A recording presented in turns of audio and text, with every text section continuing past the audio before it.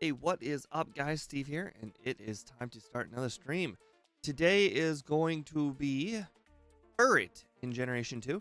This run is going to be a little wonky for a first run. The second run is going to definitely be a lot more cleaned up, but the reason why I say it's going to be wonky is I just don't know where the punches go. So I've kind of figured out like where I need what moves. So for the big battles of the run, starting off, I'm gonna need Dig for Morty. I'm going to need Fire Punch for Jasmine. I'm going to need Ice Punch for Claire and for uh,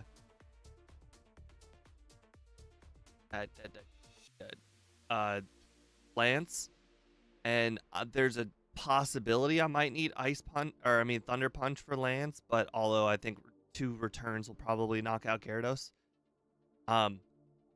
Now the timing is going to be a little bit hard because at level 48 I learn Amnesia, and I need that move for Red. So this is where things get a little bit confusing. I need to get rid of Fire Punch before Amnesia. So essentially, I know sometimes I'm able, if I to do all the training, which I don't plan on doing all the training. I actually don't plan on doing very much training at all. There's always that possibility you could get to level 48 before Jasmine. So no matter what, we need to make sure we do not get to level 48 before Jasmine. The reason why is I need to make sure that my main moves are still around on the moveset. So I need Dig for a few of the Pokemon in the Elite Four. I need Return. Obviously, that one's never going to go. I'm going to need Fire Punch, obviously, for Jasmine. But I want to have both Ice Punch and Fire Punch on my move set for the vast majority of the run. So that's 4 attacking moves. My move pool going into Jasmine should hopefully be Return, Fire Punch, Ice Punch, Dig. But if I learn Amnesia in the middle of the battle or even before the battle, that would be catastrophic because Fire Punch has got to go. Anyways, that is just some insight into the planning of the run. There are a lot of other things that can come up that I tried to make sure to think about, but when you're dealing with a Pokemon that needs to systematically calculate when it learns all the punch moves, there's only so much you can do in theory crafting. Because it is a medium fast Pokemon, which means the levels are going to be a little bit lower in the early end. And it's not super strong. Like, its stats are lower than Giraffarigs. So it's not the greatest, but it's still good because it gets all the punches. So it's good in every situation, but you need to make sure that you have the right moves for the right situation. Anyways, we should probably go ahead and get started. I've got the names already set today. We got Andrew Palmer's name and we got Edmundo's name from the poll. And our first run is going to be Dancing Boy, and our second run is going to be Stripes.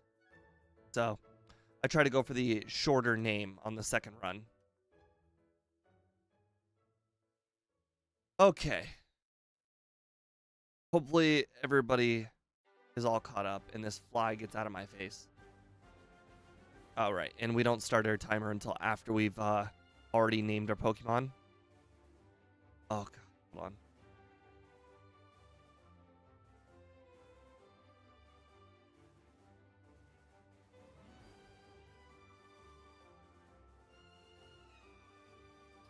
Of course. Once you bring out the fly swatter, that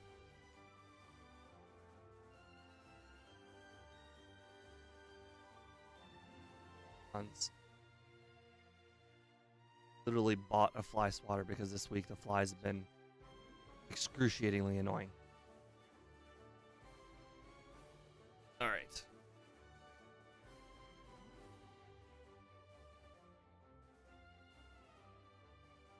Oh, man.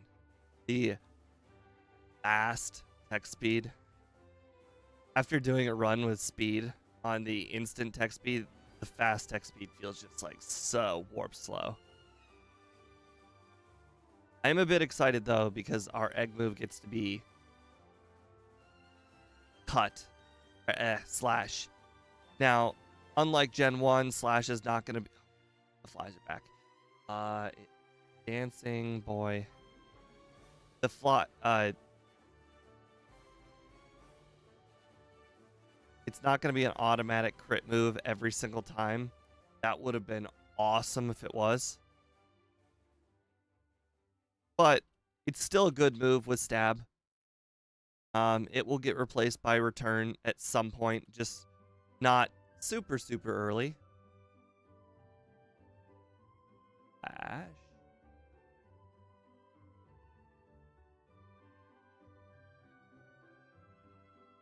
Flash is pretty far down the list.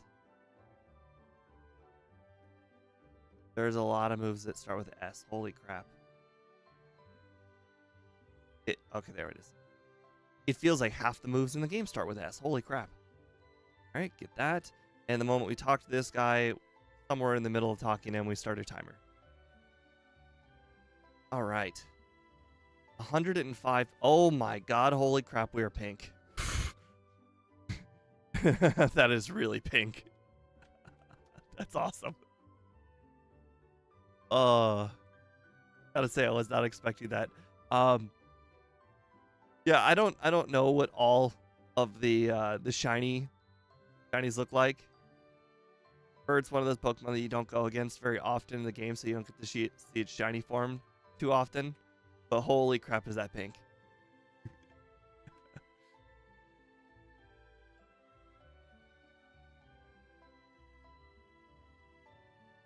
Okay. Great. Forgot to fill my drink. Fantastic. Guess we'll be extra locked in.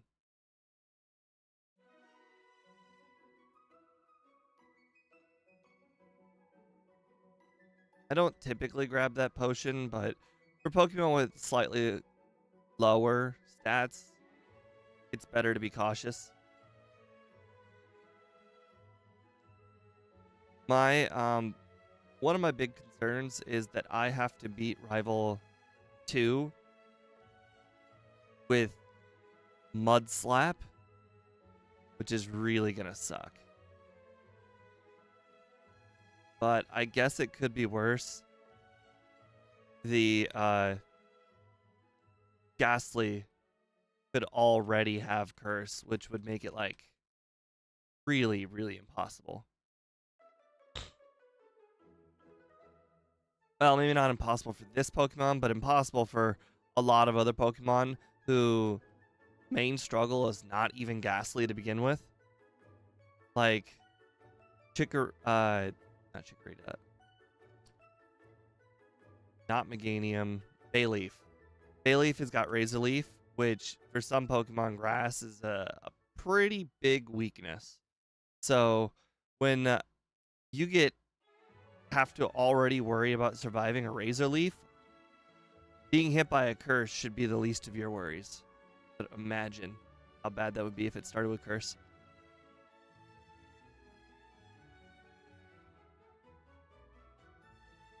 I like how the votes are all in that in-between range. I kind of set the in-between as the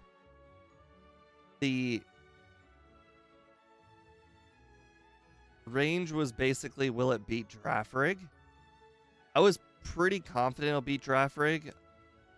See, the thing about Amnesia is pretty much, if any Pokemon gets Amnesia, it's like guaranteed win. Like, I'm not even like saying that because like Amnesia is that powerful. It's that Red has got 5 special users and 1 physical user. So when you set up your Amnesias on Red, you are basically tripling your special defense. And that is like putting yourself with extremely powerful armor against the absolute best situation for armor. I can't think of the best way. And anyways, curse covers the last weakness, which I mean the last weakness is the Snorlax, but I already have to use curse anyways to power up my return attack in order to defeat the rest of the Pokemon. So I'm not really concerned about that. Essentially, we're gonna have +6 defense, +6 special defense. Like the odds of us being defeated are astronomically low. That's why I'm actually not too oh my god, there's a fly like right in my eyes. I'm not too concerned at all about red. In fact, if we run into problems at, let's say, the Elite Four, I don't mind just dumping rare candies real early.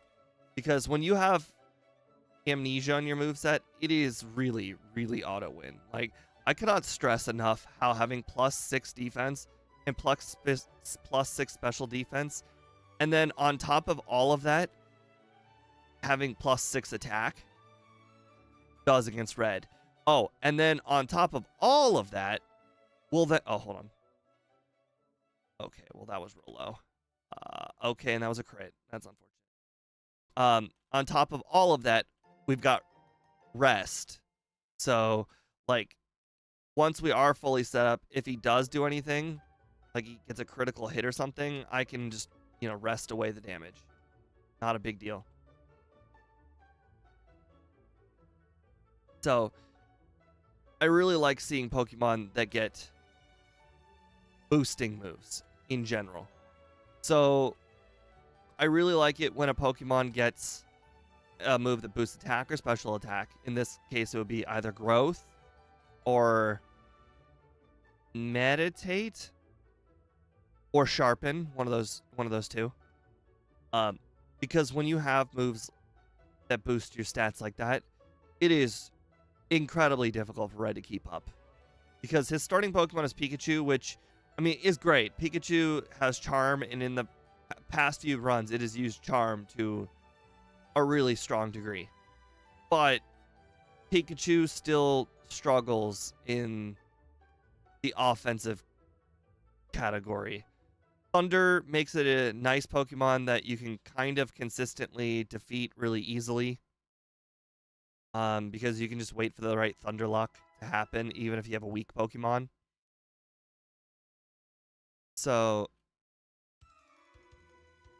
I don't really see any problems with Red. In fact, I don't even think I foresee a second try on Red, even in the low 60s. Because all I really have to do is make sure to set up once I'm fully set up. Because there still is no guarantee once I'm... oh, hold on.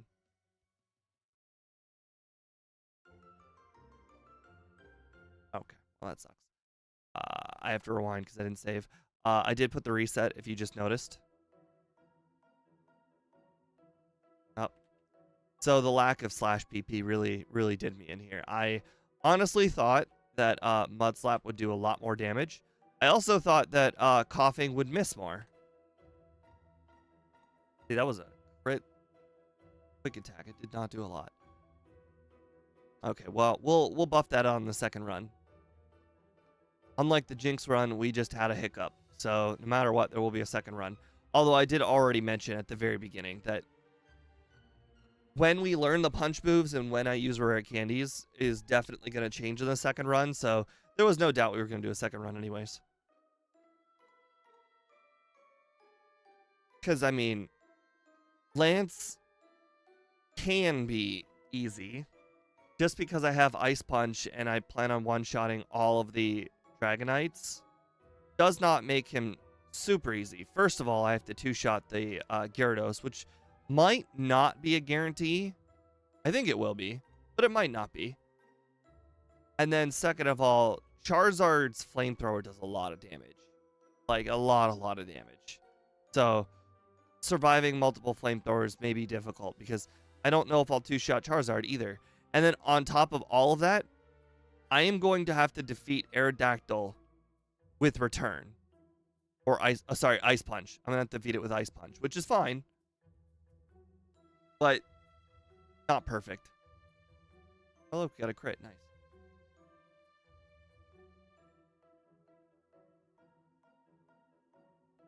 Okay. See.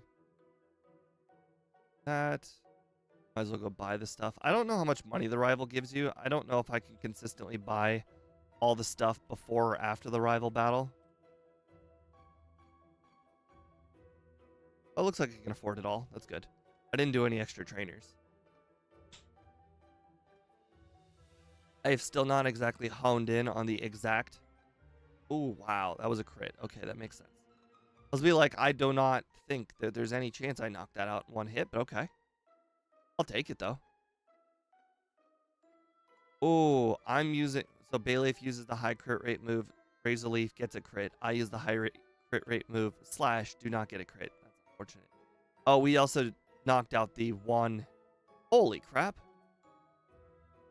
Darn it. Okay, well, should have used Mud Slap. Feels bad. I always forget how weak these Pokemon are. Like, I'm 17, they're level 7. Makes sense that I would knock it out in one hit with a quick attack. Almost didn't have to get the Dratini. That would have been cool.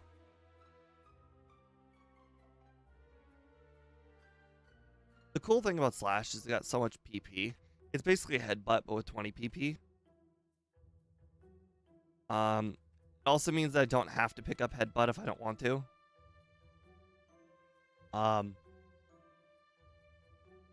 I will not pick up headbutt just because quick attack's already there. If I run out of PP, I don't foresee myself running out of PP, but there's always that chance when you do in the underground area, you just run out of PP. Oh, crap. I forgot something. That was really important. So I forgot to go back for the charcoal. When you have a Pokemon that wants all the punch moves, you need the charcoal. And I forgot the charcoal. That's unfortunate. Oh well. Just means we will not be picking up the punch moves super early. It means we'll be picking up the punch moves slightly later.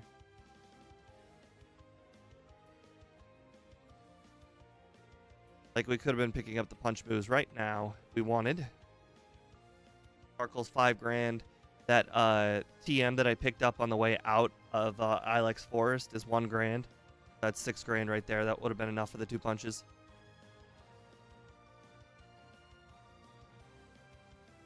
Bummer. Good face Lickitung guy. Cut Lickitung guy. By the way, this Lickitung has Lick. Want you to know. That's pretty cool. Gen 1 Lickitung, I don't think gets Lick. Not 100% confident it gets Lick. Yeah, Boss KO. Usually when I forget to do a whole bunch of things, like grabbing, like for instance, all right, I have one more opportunity to hit up the Pokemart, and that is after defeating Whitney. However, I only visit the Pokemart if I have enough friendship. I have 132 friendship. I need to get to 150. So, quite frankly, it doesn't look like I'm getting there.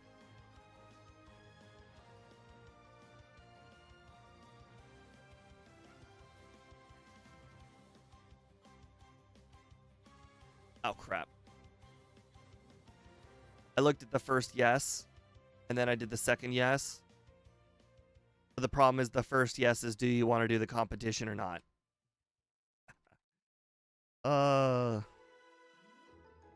Funny.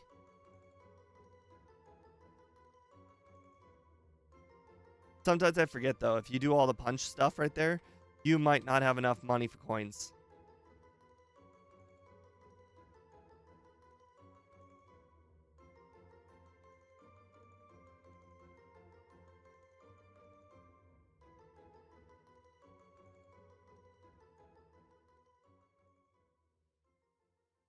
So I thought it interesting. Only one person I saw had done a solo run with Furret, and that was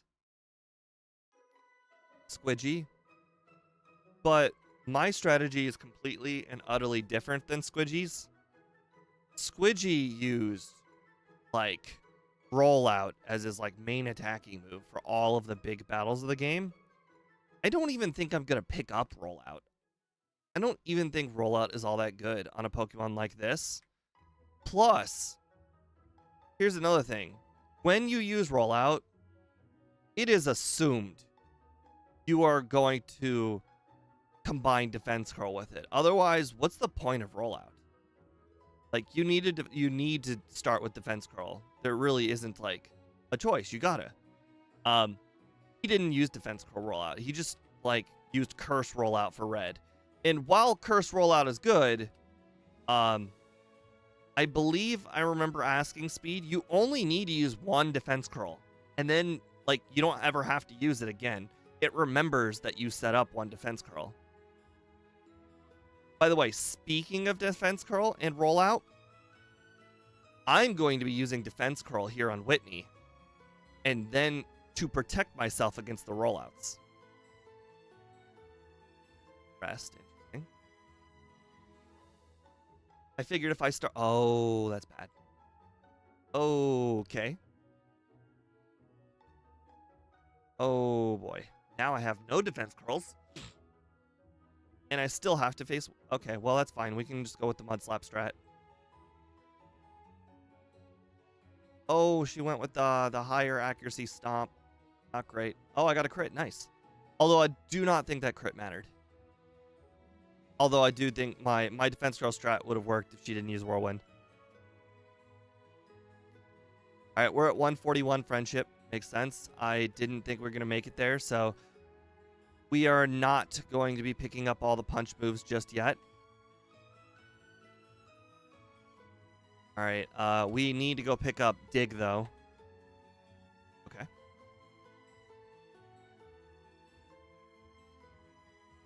So, Dig is going to be for Morty. If I didn't have access to Dig, I'd have to defeat Morty with Mud Slap.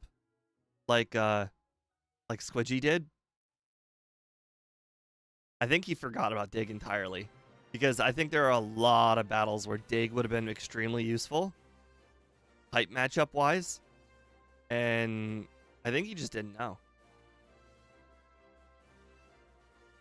But even though it's not Gen 1 Dig where it's 100 power, 60 power is still pretty big step up from 20.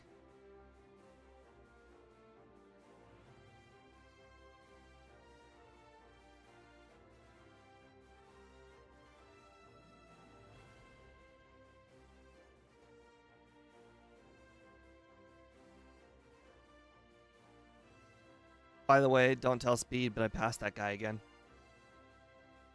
Speed's like, I never get past that guy, and I, for some reason, never, ever battle that guy. Yeah, you're right, Boss KO. He probably did just automatically use it for Paris. That is something that he does do. Although I think in this case, it would have been a pretty big help. Like our attack stat is like twice as powerful.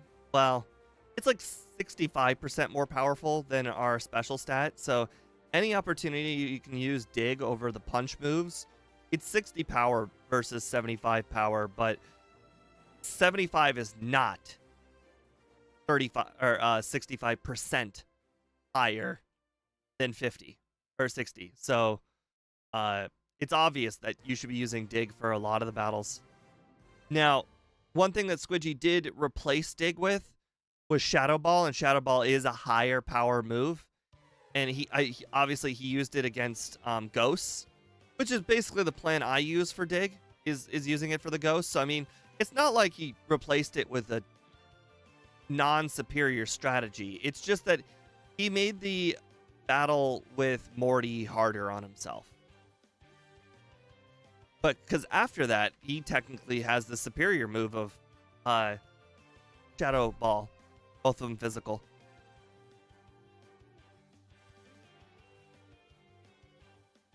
Oh yeah, I also forget.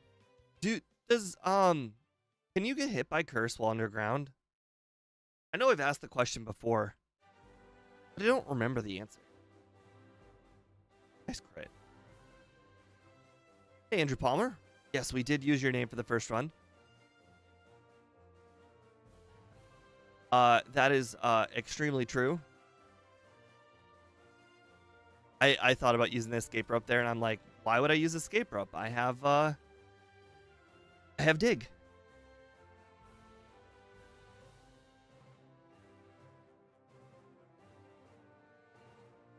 Let's see. So the trainer after this has 3 Pokemon. The trainer after that has, or sorry, no, the trainer after this has 1 Pokemon. The trainer after that has 3 Pokemon. So that's 4. Morty has got 4. So I'll have 8 digs used out of 10 Pokemon. Or sorry, 10 digs for 8 Pokemon. I like that math. We just need to go heal 1 time here. Well, that's good. Very good.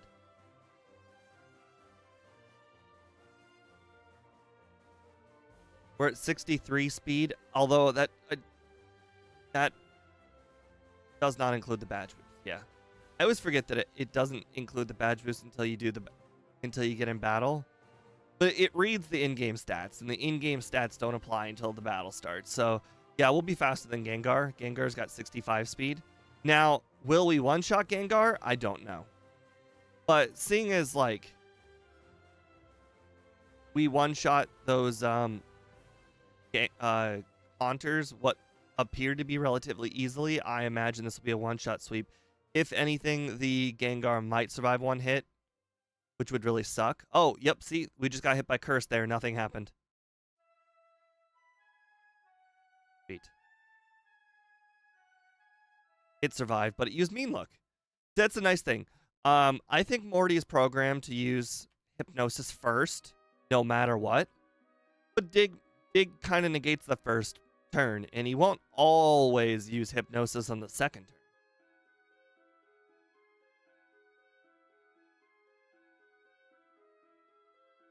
All right, how many? I got 2 repels. That's good. So I kind of want to change my strat going into this area. Before I used to go through that top area where there's 3 trainers, possibly 4, and I think I battle too many trainers in the grass.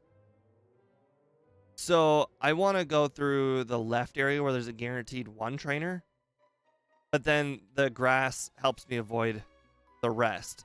And I always seem to have an extra repel. I think the number is 5, but I still buy 5 or 6, or I buy 6 or 7 every time. So I'm always going to have an extra repel lying around. Good Rod. Unfortunately, I don't think... Oh, Krabby will probably not survive. Or, no, sorry. Krabby will probably survive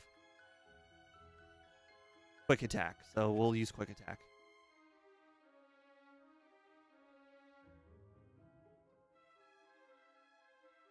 Sweet. There we go. Great. All right. Good.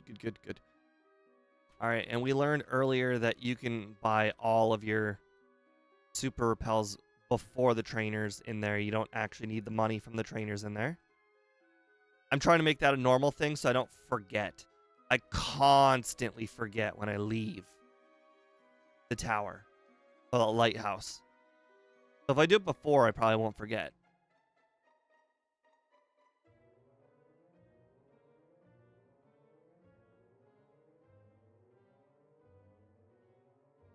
I am actually quite worried about the battle with Chuck. I think with Chuck, it basically just goes down to will he miss Dynamic Punch, because I don't think we're going to survive a Dynamic Punch, and I don't think there's much I can do about Dynamic Punch. Like, I can't just set up defense curls. That would give the Primeape too many turns to hit me. It's a good thing with the Primeape, though. It uses, like, Karate Chop. It doesn't really use Dynamic Punch, even though it has it.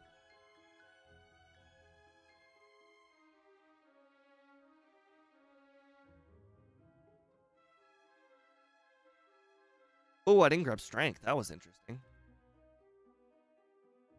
That's a first. I guess I did the surfing before I picked up the HM. That caused me to do things differently.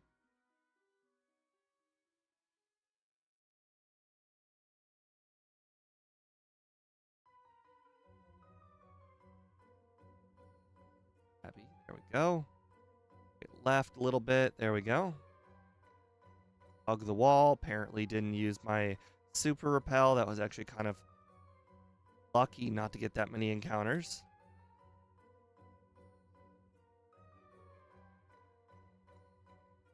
I bet one normal repel would have done it.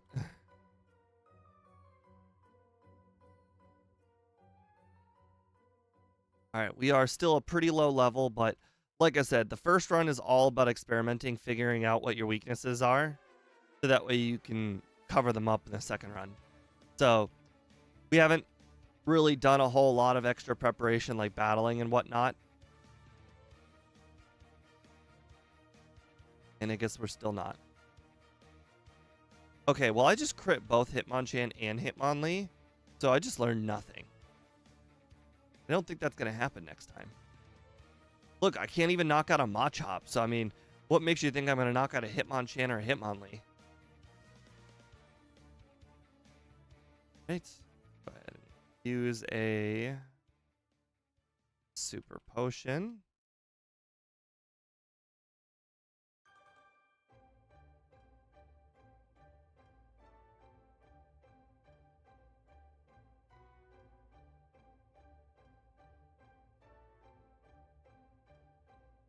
All right, Karate Chop. Oh, okay. This is just we're learning nothing this run. We're getting every crit humanly possible. We've now crit the Hitmonchan, the Hitmonchop, and the Primeape. Like, oh, and we've been hit by a Leer, so now if Poliwrath hits us a Dynamic Punch, we're definitely not surviving. And then I just got a crit on Poliwrath. What's the crit rate for Slash? Isn't it like 1 in 7? I mean, I know it's a high crit rate move and all, so like getting crits is not unheard of, but that many crits is.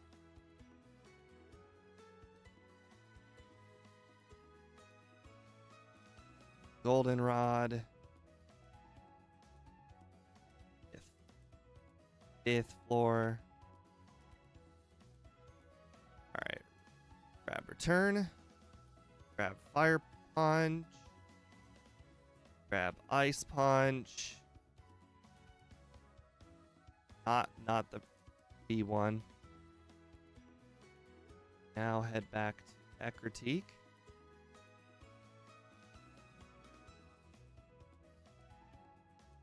Alright, let's use one regular repel for now.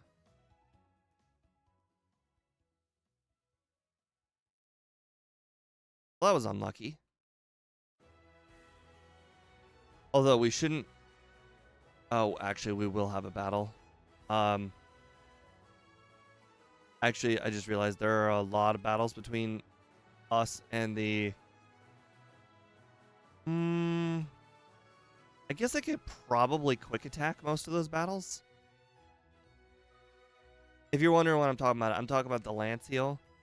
Lance heals you in the underground area, so I could skip a Pokemon Center heal. Alright, speed has gotten me to stop grabbing that elixir because it's kind of far.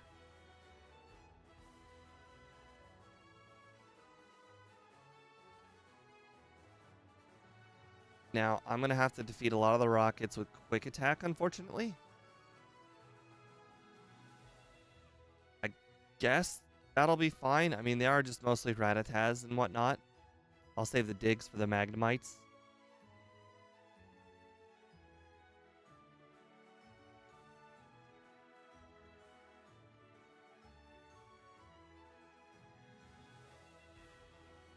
Keep reaching over for my drink like full.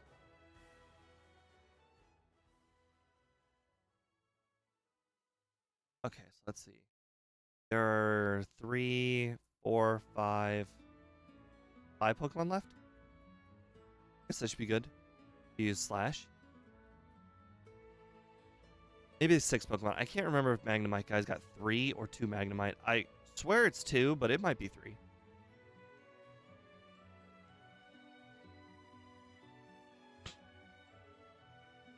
It's 3. Okay. Basically, every Magnemite trainer in the game, except for Jasmine's got 3 Magnemites. Oh, and the rival, I guess.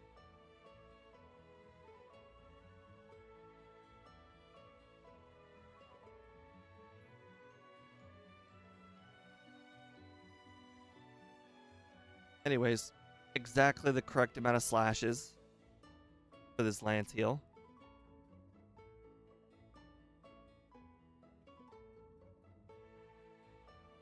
It's interesting that we have not needed another move until... Oh, right. What level was I? Let's see. 48 for Amnesia, so we don't have to worry about Amnesia for quite a while. Oh, you know what? I should probably go ahead and just teach the punches now. There's no point in waiting. Oh, hold on. Make sure I get that password. All right, Fire Punch.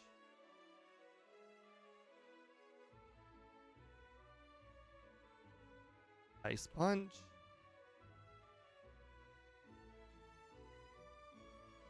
Now, I don't know when I'm going to have to teach Shadow Ball, but I know the rival before the Elite Four could be difficult, but I mean, I do plan on having Dig on my moveset still by then, so I don't necessarily think it'll be all that difficult. Oh, hold on. I don't know if I talked to him again. Maybe I should make that part of the process. Pick up the protein, use the protein, then talk to him on the way out. Doing things in a different order has worked wonders in the past.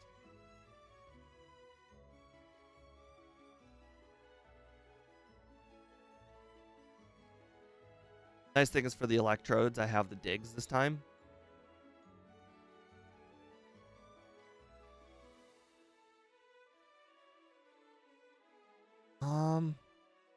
I can never remember what my friendship needs to be more powerful for return than slash or headbutt. You have to do the math in your head. It's divided by 2.5. So you have to figure out what 70 times 2.5 is. So 70 times 2 is 140. Add a 35 to 140 is 175. Okay, so dig is current. So return will be more powerful than slash right now. Well, I'm gonna make up an arbitrary number right now. I'm probably just gonna go ahead and teach it when I hit 200 friendship. No good reason. 200 is just a nice round number.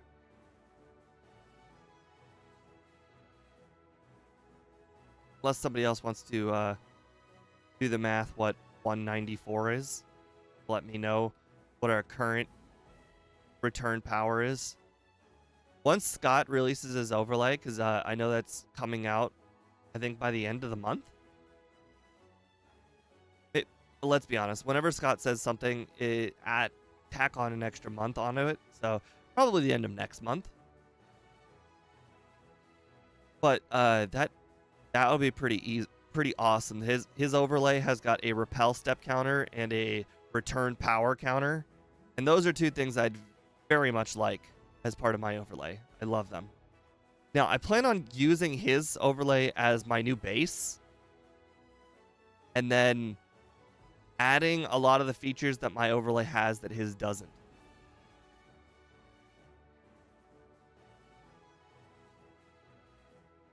I can't think of what those features are, but I will once I have access to it.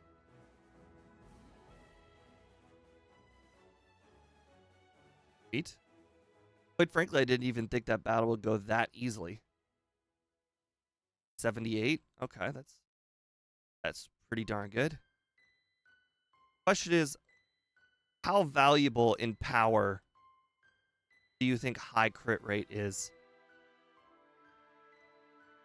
I mean, I guess I'd probably value high crit rate at 5 power. So I probably should replace it.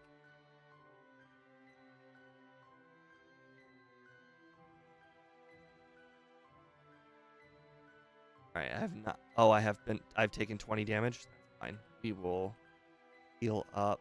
Although I expect this to be a one-shot sweep, but I'm not taking any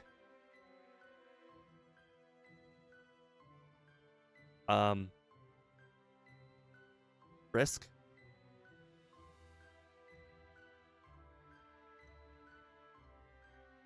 Oh, right. I keep forgetting. Magnemites are 4 times weak to fire, so it's definitely better.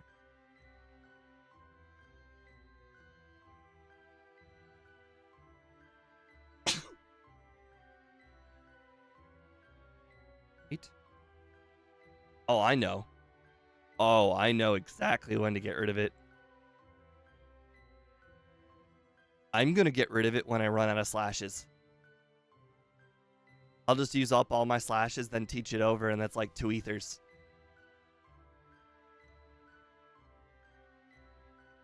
Oh boy, 2 people voted, 2 people on the under now.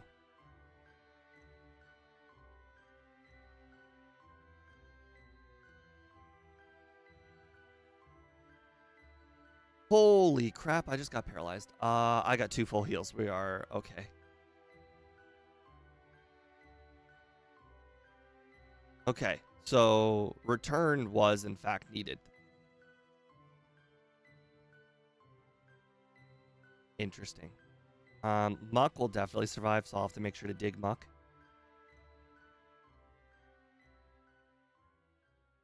I don't think Grimer will survive. Yeah, I didn't think so.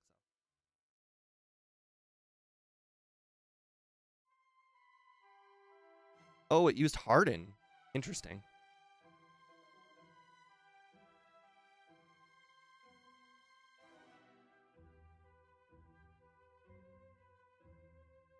Alright, so this is other triple Magnemite guy.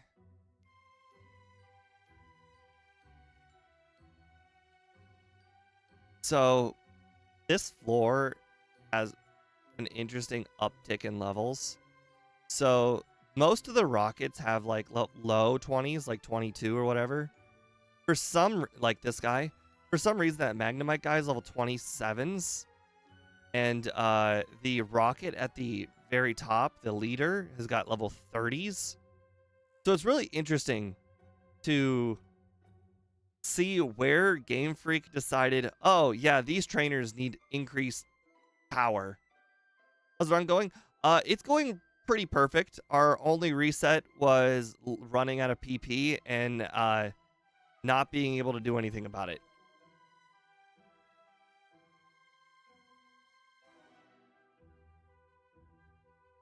Believe it or not, my only reset is actually a first-time reset. It was against the rocket leader with a single coughing right... Oh, holy crap. Right before Bugsy. Oh, no. Oh, no. I did mention that level 30 is quite high. Imagine if I still had... Imagine if I got hit by a smokescreen. That would have sucked.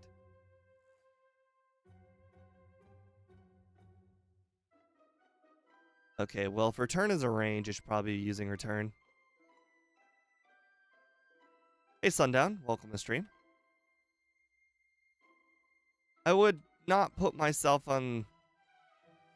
Oh, I don't know why I do that. Put myself in Steven Stone's range. That guy... That guy's crazy. He's pretty good. Oh, I have 1 dig. Oh, well. Probably should have ethered. Oh, well. I keep forgetting that my special is so insanely low that there's no way I should be using special moves unless I have to. Like, if I got 2 moves that are relatively equal in power, like Return and Fire Punch, obviously I should be using Return. Very dumb of me. Alright, worst trainer in the entire game is coming up right here.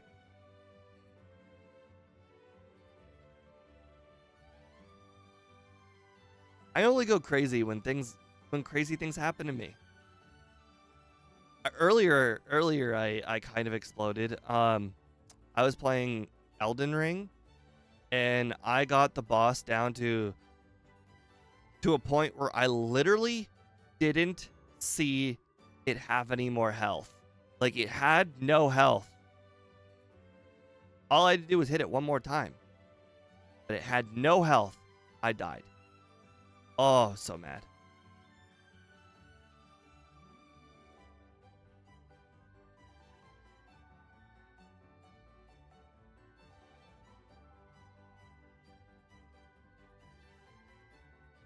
There might have been a sliver, but I didn't see it.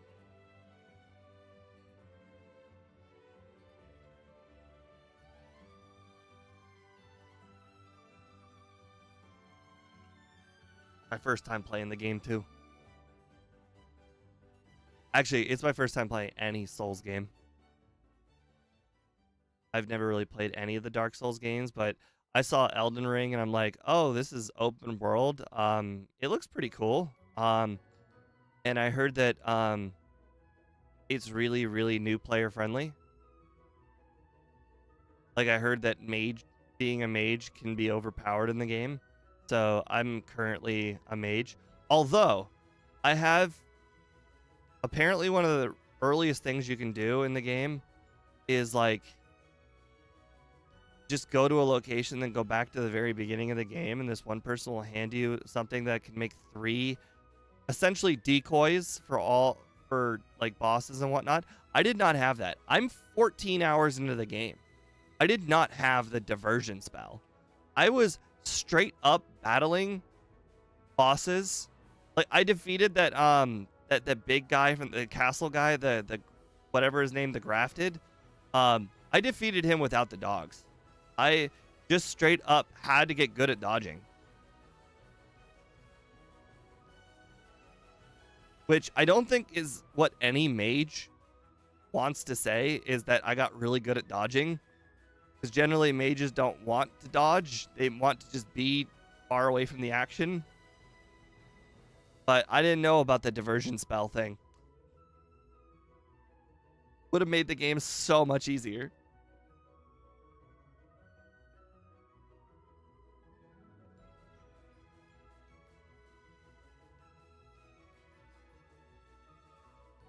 Oh, this guy. This guy has also got a Pokemon with an elevated level. As you can see, I did not knock out the Golbat. His Pokemon is a very high level. Deceptively high, one might even say. So, like, most of the trainers in here, I keep on mentioning, like, they're low level 30s. Or, sorry, low level 20s. And then, for some random reason, there are random rockets that have Pokemon in the 30s. Now, these executives, you expect them to have Pokemon in the 30s. That's obvious.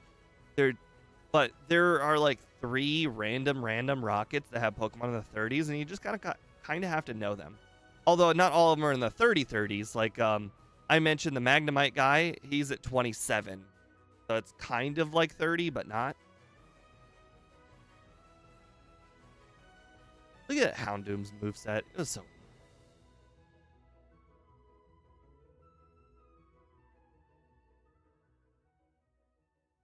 Another thing that I'm really excited for Scott's overlay is like this pink bow right here. It'll be really cool giving the pink bow to my Pokemon and then seeing the power actually go up. Because Scott has got, like, anytime there's a power change, like, Scott's overlay is on it. By the way, guys, we are getting really close to 48. 48, I mentioned, is the level we get Amnesia. We will be teaching over Fire Punch for Amnesia, and then pretty much Return, Ice Punch, and Dig will be like my moveset pretty much all the way till Red. And when we get to Red, our moveset, we are going to be dropping Ice Punch and Dig, and we will be adding in Curse and Rest.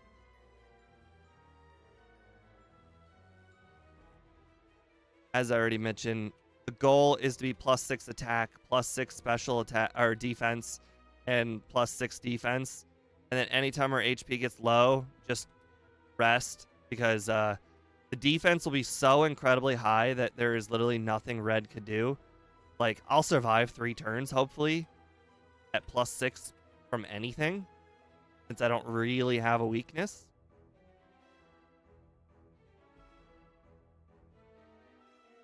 But that's just the theory. I don't actually know if that will happen.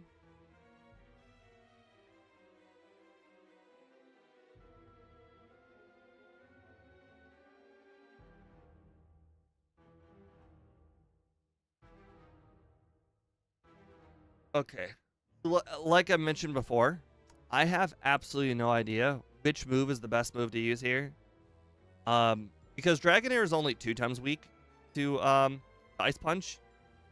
So I think that, because I think Dragonite, or I think Dragonair has got relatively balanced defense and special defense.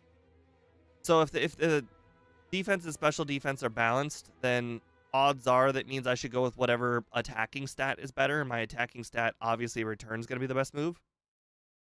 So I don't know if I'll knock out the Dragonairs in one hit or not. Hey, Rex Raptor. Actually, you sound very familiar. No, there was another guy with the name Rex. Sorry. Welcome to the channel. Don't know if you've seen any videos before, but today is just going to be a normal run, not a backport.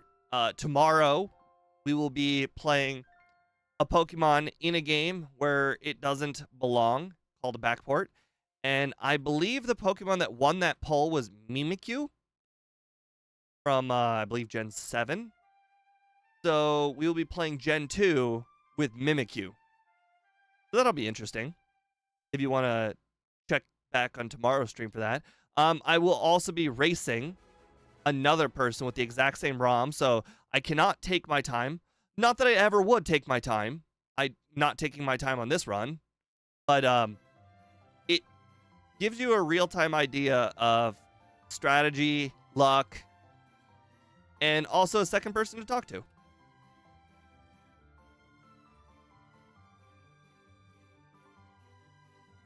Right. Dang it. I don't know why, but I always walk out of that cave. Like, it is tradition for me to walk out of that cave. All right. Teach. Whirlpool.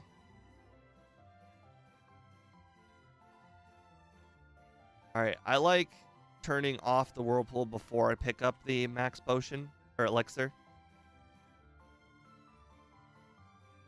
All right. So it's top, top, bottom, top, middle. And because we didn't get that Psyduck earlier, because we accidentally knocked it out, we do in fact need to go get the Dratini. And the Dratini will be for Waterfall. Alright, and then Claire is about to give us fake TM24. Everyone knows the real TM24 is Thunderbolt. Fake TM24 is this new fangled move called Dragon Breath. Never taught it to a single Pokemon ever on any run. Dragon Breath blows.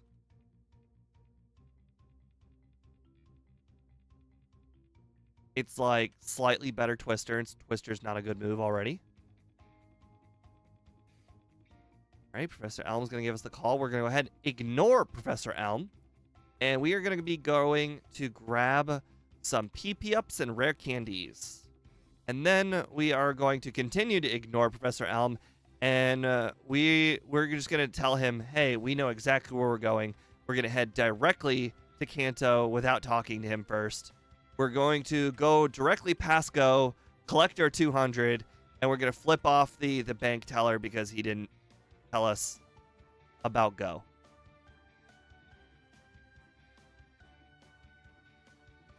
All right. We did skip the Flash TM, so we will not be grabbing the Whirl Islands candy. As I mentioned, I think in this run specifically, our Pokemon is so... I don't want to say powerful. Our Pokemon's move set is so good and so versatile that I don't necessarily need candies. I can use candies whenever the going gets rough. And again, I think I probably should end up doing some of the training over here, but I'm going to go ahead and skip the training because I think what's going to end up happening is we're going to have run into a problem or two. We're going to figure out that we need more HP or we're going to need more levels. Or we're going to figure out which trainers are going to be like needed, or we're going to figure out what's hard, basically. And we'll figure out the hard parts, and then on the second run we'll be prepared for the hard parts. But if we're over prepared in the first run and we try and save a lot of time on the second run, we will just make the second run unfathomably hard.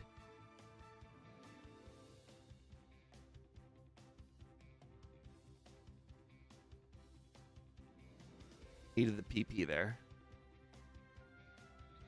Oh, wow. I did not know her range was so long. I normally get around this chick, actually. She's usually not really one of the harder spinners to get around. Like, obviously, as you can see, I ran into that tree by accident.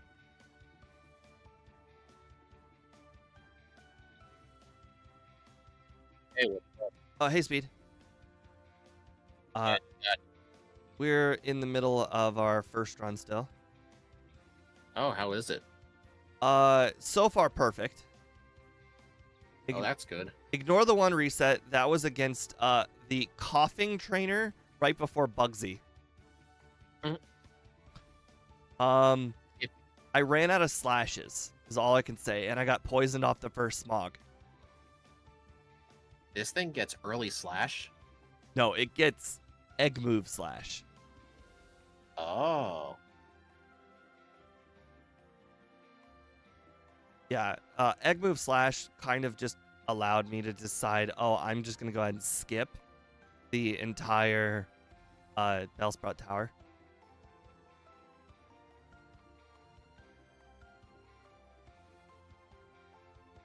So this thing gets amnesia by level up? Yeah, it's going to be on my final move set. I like to call Amnesia Curse the Amnesia Curse Rest return the absolutely guaranteed can't lose strat. Yeah. There's just nothing that Red can do when you have all of those moves. Mm-hmm. So, tomorrow's run. I've Yeah. It'll be exciting one. Yeah, but when I sent you that message yesterday, I completely ignored the fact that it did, in fact, learn a badge boosting move by level up. It was that one that increases the, A home clause. yeah, I completely forgot Home Claws was on that moveset. So I was Home Claws looking at honestly it, and I was seems to be like, a what do I common do? move. What is good about this Pokemon?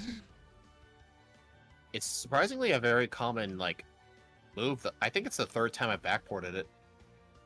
Yep. Crap, what was I doing? Oh, Rick.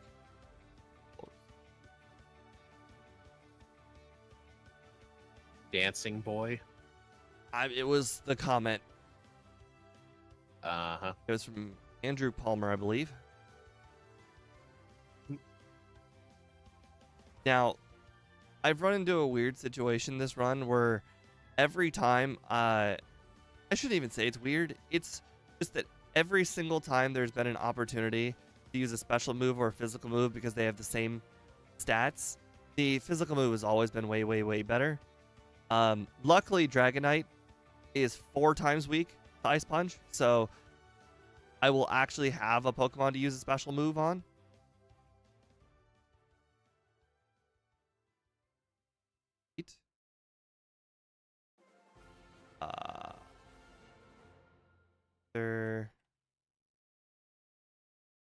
Okay, so oddly enough, Bruno's possibly one of the harder battles. This is the one battle that Squidgy was more prepared than I am. What was his strat? Defense curl. Oh. Yeah. I understand the strat, but I don't think it's needed. Oh, absolutely. That was a crit. Okay, that was unlucky. I was about to say absolutely. Like the Hitmontop can't do anything. I think you one shot the Hitmonlee, didn't you? Yep. And the Hitmonchan. Yep. Do you know if you'll survive a cross chop non crit? I have absolutely no idea. We're about to find out. Yes. Barely. And that was a pretty high roll Mach Punch too. I'm not gonna lie. Yeah, I did not think it would be that close. There is a chance in the second run. I'm just gonna go ahead and use all my candies before Bruno. Then, if you don't struggle with blue or red, that is. well, red's a guaranteed easy victory. I'm not even worried a little bit about red. I just want to know where my candies would be best utilized. I just figured it would be Lance, but clearly that battle with Bruno there. Well, oh, holy crap. I did not see myself not knocking out Gengar with Dig. I mean, Dig, I would just assume would be a one-shot. Okay, well, it didn't matter. Does Furret learn Earthquake? No. Darn. Yeah, I know. That would have been pretty sweet. Yeah. You ever seen the Furret dancing meme? Yeah, Yes. I have. I remember seeing all those videos of like the Furret on the treadmill, and it was like the Furret walk every day until the Sinnoh remakes come out, and the streams will go on for like 3 years. Funny. Holy crap. Okay. Definitely we should rare candy before Bruno. I would never have expected Ice Punch not to one-shot the dragon. He's missed Thunder Wave twice now.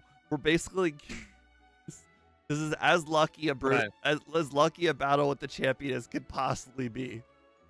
Okay. So, just in case this is a hypothetical, if you realize you end up needing your rare candies a lot later, you could actually just get the Never Melt Ice, but we'll see. What the heck? Hey, wait a minute, Steve. Wasn't it the randomizer with Furret where you kept cheating Ice Punch freezes?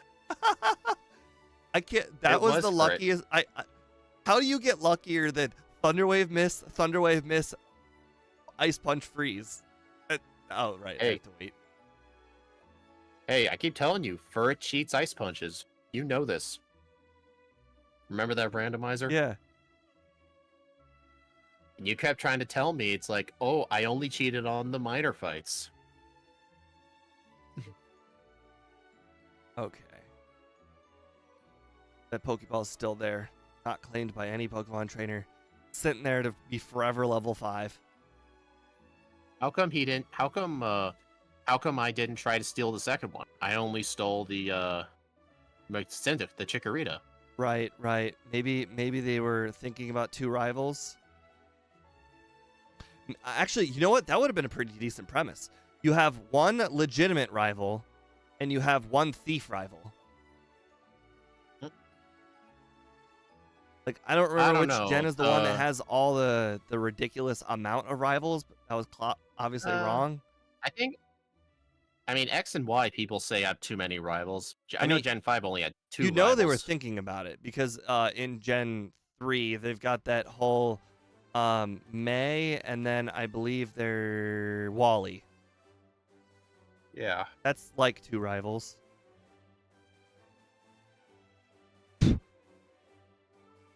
What was that? There's a fly buzzing around. Oh.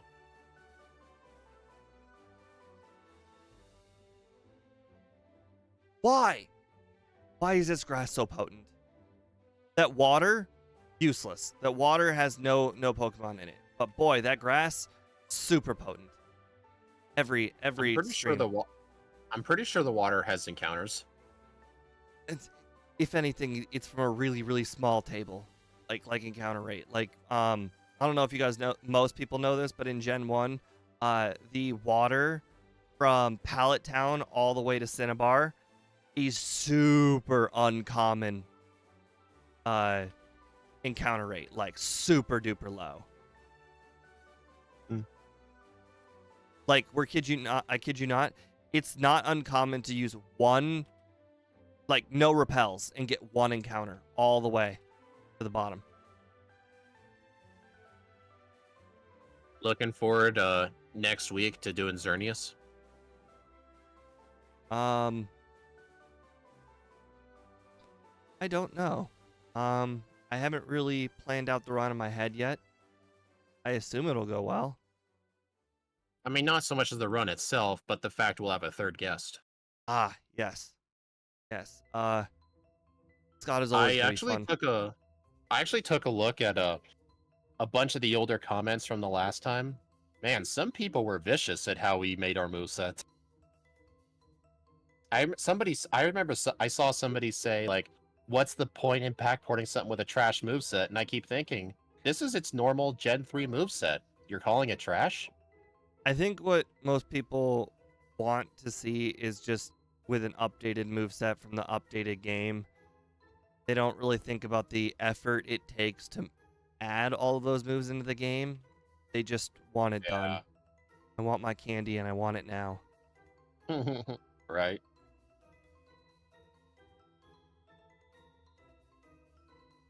But I mean, we really do give it the original moveset treatment. I mean, most of the movesets end up being pretty good. It's mainly like the dragon and ghost types that don't end up looking too good. All the other ones look alright. Every dragon type is gonna not have it live up to its potential because of dragon rage, essentially. Like the only move. I mean, yes, technically dragon breath exists, but let's be honest, it doesn't.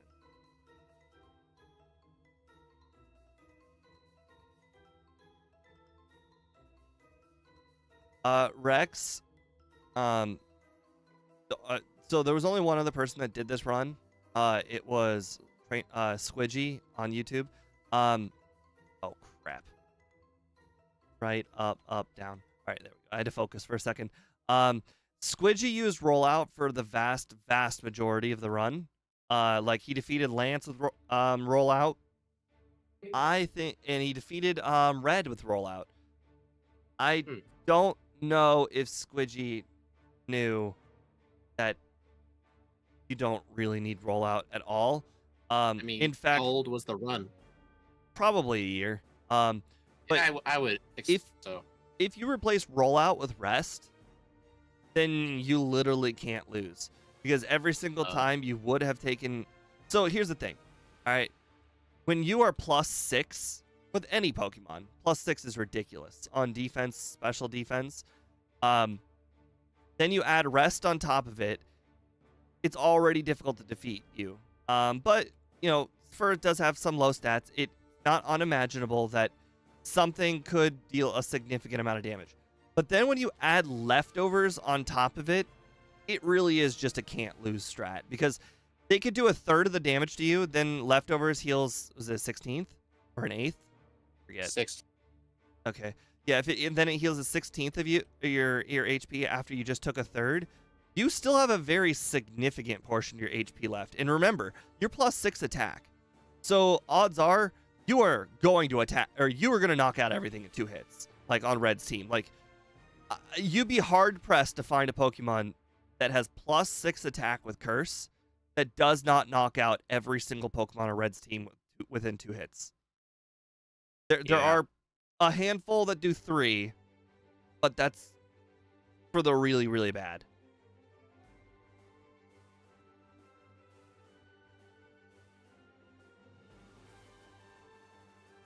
But it compounds even more when it's normal type, because then your +6 return is 50% stronger.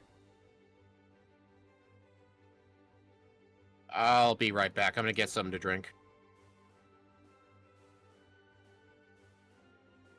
Oh, also, I don't know if anybody else has noticed, even though we had that extremely lucky outcome with Lance, I'm actually just going to not use my candies, figure out where candies are required, just for the knowledge of knowing where the candies are required. Who knows? They might actually never be required.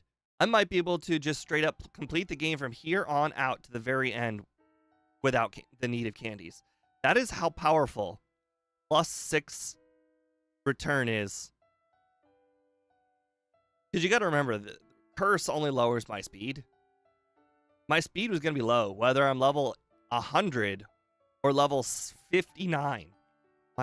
My speed is going to be like 1.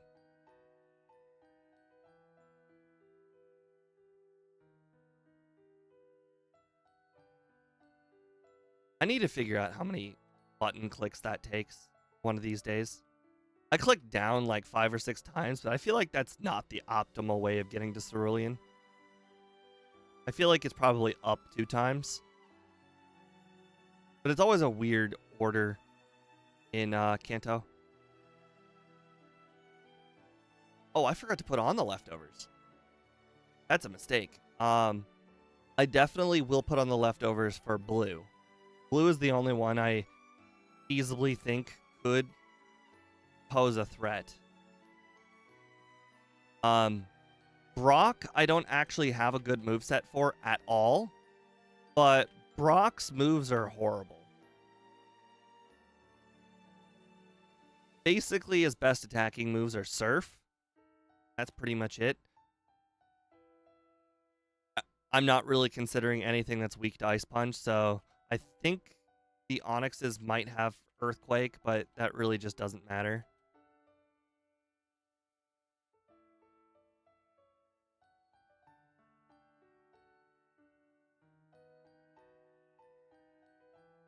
Right, pick up the rare candy. Interestingly enough, I do not think that the battle I'm about to go through right now is about to be a guarantee.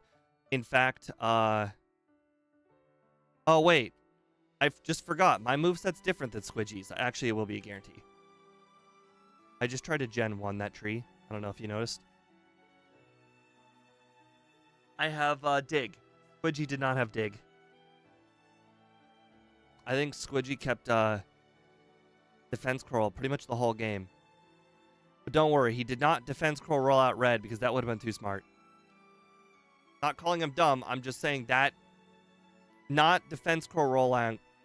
So he didn't use return on red at all, so he had the spot on the moveset for Defense Curl rollout. Oh, I missed.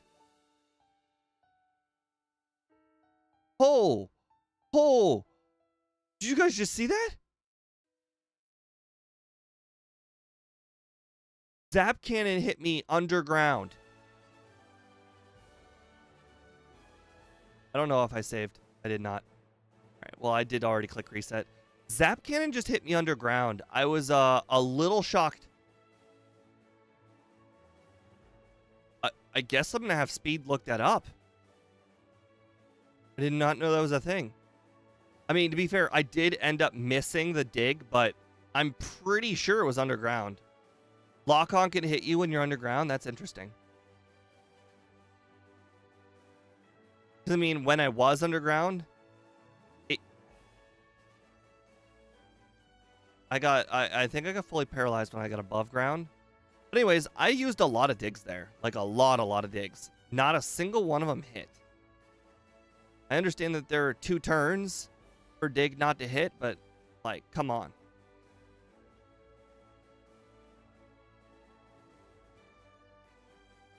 You actually have to use repel in that room.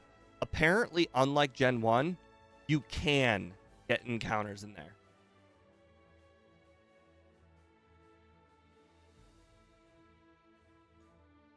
Alright, so we just keep on going until our repel runs out.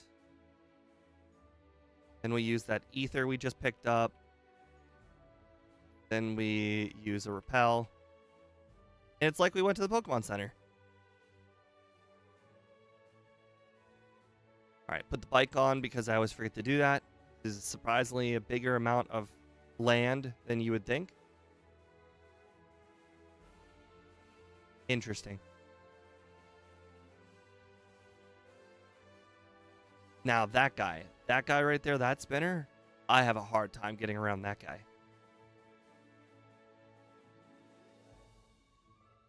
Oh, Macargo's defense went up. and then it went up again.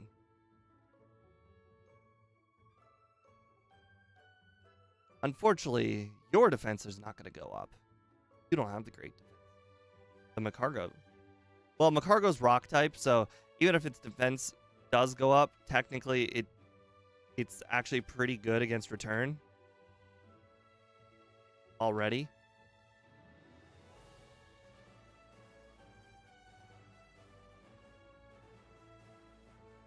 Yeah, apparently you can use the bike in that building. That's crazy.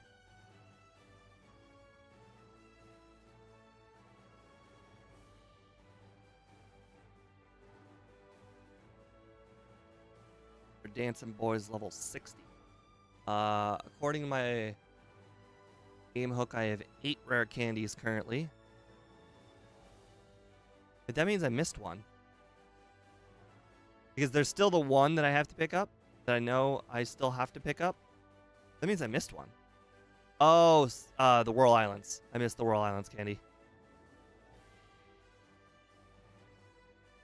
Oh.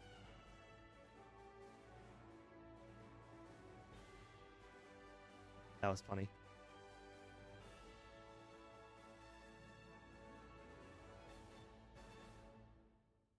Alright, so there's a reason why we go in this order. The reason why is that trainer right there with the 3 B drills. You only walk by them one time, and then when you defeat Brock, you then only walk by, you only walk out of the gym and then immediately fly to Viridian. So when you see other channels, they immediately do Brock after exiting the cave. Remember that they are walking between Brock's gym and that cave 2 times. I am only walking by Brock's gym in the cave 1 time. So it's a pretty cool strat to just immediately go down instead of going up. Literally, it's a very, very unknown strategy. I mean, we pretty much just invented it. And I think the reason why a lot of people do the immediately go up thing is because speedrunners do it. The people who try to beat the game as quickly as possible. However, they don't play at 4 times speed. And also, they have to play in a certain order. So, like, they need to beat the game with a Raikou.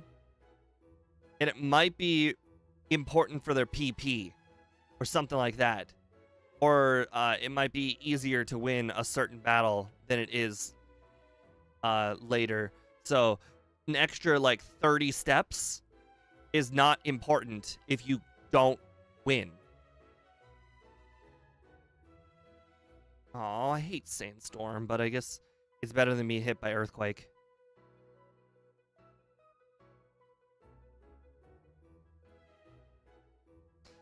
Oh, wow, Rain Dance. That was really, really nice. I don't think I've ever once seen Blue knock out a Sandstorm with a Rain Dance.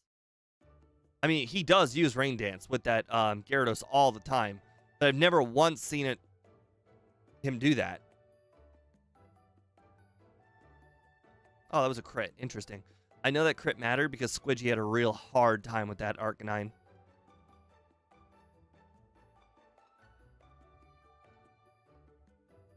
Okay, so we need to go pick up Curse.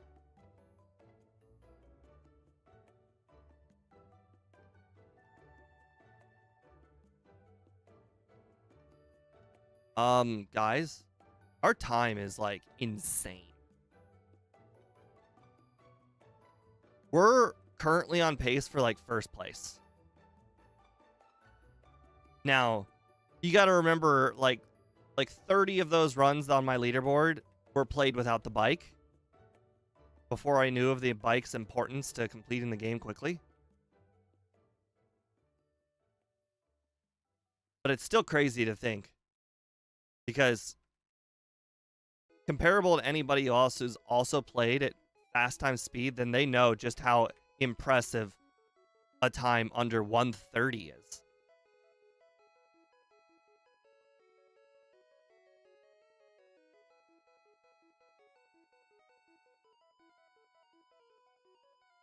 Now, we're not going to get the greatest time because unlike that time on the over-under, I am not going to be the highest level possible.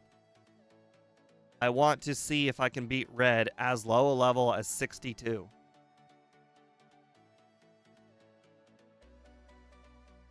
Pokeball, good. That means I'm on the right track. Left, up, right, left, up. Booyah.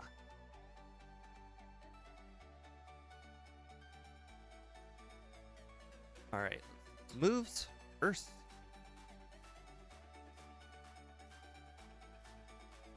Hit rest. So Squidgy had to reset every single time he got paralyzed. So this is another improvement on Squidgy's run, is having rest over rollout, just for the simple fact that it doesn't matter if I get paralyzed. Immediately. Okay, well, we're not going to have a super powerful return with that. That's also annoying. Right. Oh, I also just now realized I did not put on the leftovers. That is a my bad, guys. All right, rest. All right, let's see if we can win even without leftovers. I suspect leftovers do in fact matter, but we will see. Critical hit. Yeah, I don't think crits are really going to matter when you're at +4 with a stab return. I do not expect knocking... Oh, wow. I really did not expect to knock out the Snorlax in one hit. Oh, Venusaur just used Sunny Day. That might really suck for Charizard. I told you guys. +6. +6 is insane. It used Rain Dance. See, guys, we beat the game. Absolutely no candies the whole run. 115.37. That is not just first place on my leaderboard. That is a commanding first place. Now do it again. 4 whole minutes. Wait, no, yeah. 4 whole minutes. It beat Alakazam by 4 whole minutes with no rare candies. That's awesome. Yeah, so it's very clear to me that we should be using candies on Bruno. Bruno? Use all of the candies before Bruno and use all of the candies before... use whatever leftover candies I have that I picked up in Kanto on Blue. I got lucky on Blue. Where was your other reason? Oh, I didn't have a reset on Blue. I had a reset. Okay, so I had the reset on the coughing guy. I had a reset on Bruno because of the cross chop crit. And I had a reset on Surge because he used Lock On. And then while I was underground on Dig, hit me with Zap Cannon.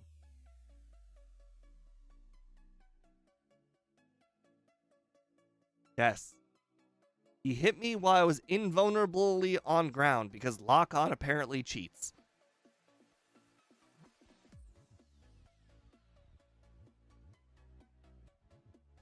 Well, anyways, I guess for the over-under, I guess I'm just going to have to put will I beat this time. I mean, you got to remember, this run was pretty good. Yeah, real lucky. Yeah, there was a lot of luck involved, too. I mean, who knows? Some of those battles definitely could not have gone my way. There was one battle, I think I ended with like 4 HP. How fast will I beat Red? Over 118, 115 to 118, and under 115. My money is I will run into a different brick wall that I did not foresee coming. That brick wall being Chuck. Counter. Your reset counter went up 3 times. Yeah, every time I click R. So get this. So in Chuck's gym, I still had Slash for Chuck's gym. I got a crit on Hitmonlee. I got a crit on Hitmonchan. Then I actually got hit by a karate chop off of Machop, and it did like a third. So even that's not easy. Then I got a crit on the guy after the Machop trainer on the Primeape. And then I got a crit on the Poliwrath. So I got 4 crits on all the fighting types that easily could have did 50% of the damage to me. So it really felt Gen 1. Oh. All right, let me fill my drink cup real quick.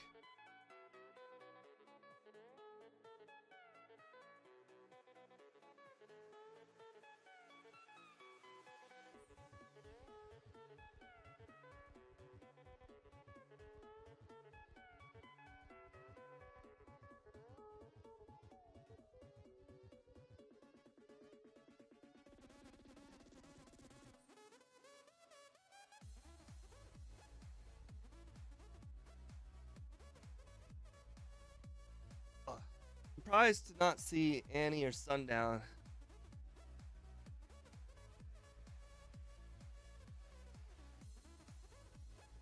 Oh, I also never took off the pink bow. I don't know if using the leftovers will change any of the outcomes. I don't think so. You might be better off just holding on to pink bow the whole time. Oh, hold on. Rex said he beat the game in 7 seconds walking through walls. I'm trying to envision this. How? How do you make it all the way? I guess when he says he beat the game, he's talking about the final credits. How do you walk to the right through the water? I mean, obviously, if you're walking through walls, you can walk around all the trainers on the wall area, and then go straight up, and then walk through the wall of the cave in Victory Road, so you can bypass the whole entire cave, so you can go right into Kanto. Or I mean, go right into Victory Road, and then you can walk by all of the Elite Four members. But 7 seconds?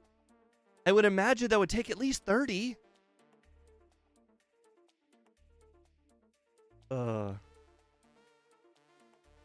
Anyways, let's go ahead and start up the next one. Our nickname will be Stripes.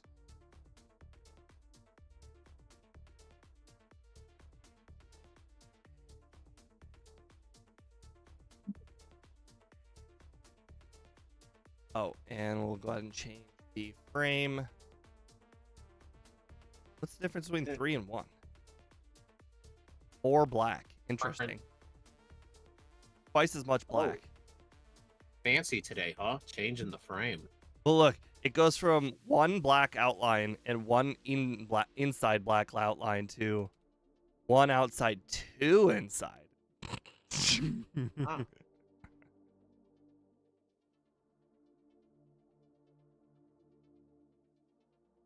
All right. And we don't start a timer until after we get our Pokemon.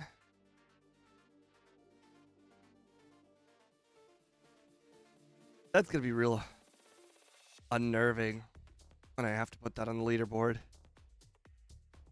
Because you have to move everything down. Well, yes, I'm obviously going to have to move everything down, but it's just the fact that Furret is first. Hey, don't underestimate the power of normal types. Yeah. I mean, I never underestimated it, but first, that is. Holy. Right.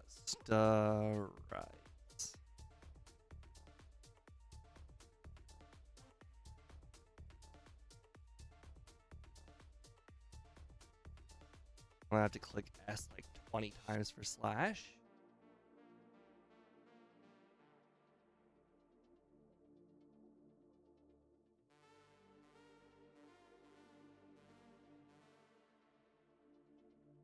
Ah, yes. Slash. There we are. And then starter timer when we talk. I actually started my own run at the same time you did. Oh, interesting. Not for it, of course. It's something else. What are you doing? I'm re-ranking my slacking run for Pearl. I went through 3 different attempts last night, and they all failed at the second gym because it was very hard to find the correct hidden power type thing. Can't change it. Uh, well, I was stuck between grass or ice. Well, grass makes the first gym really easy. It makes the second gym a nightmare, because especially since truant means that every other turn I can't do anything. And then if I tried hidden power ice, could help for the second gym, but it makes the first gym harder, since his ace is not part ground type, so it's not weak to ice. But Axew helped me find ranges, so I have to get level 23 basically for the second. Unfortunately, I don't have the gyms memorized in that game, so all I know is Rocking the grass. first.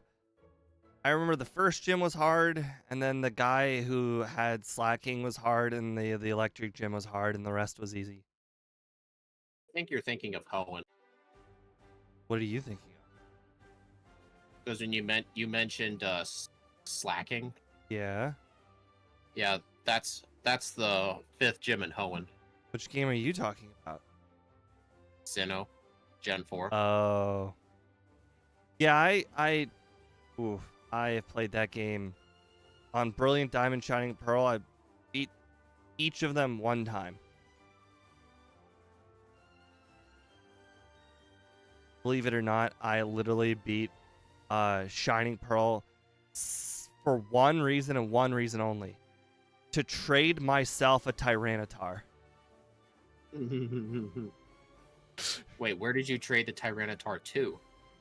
My Brilliant Diamond account. Oh.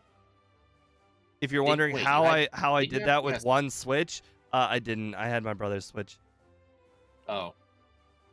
Trade yourself a Tyranitar. Well, it wasn't available in Brilliant Diamond. Oh, right. I completely forgot what the version exclusives are in those games.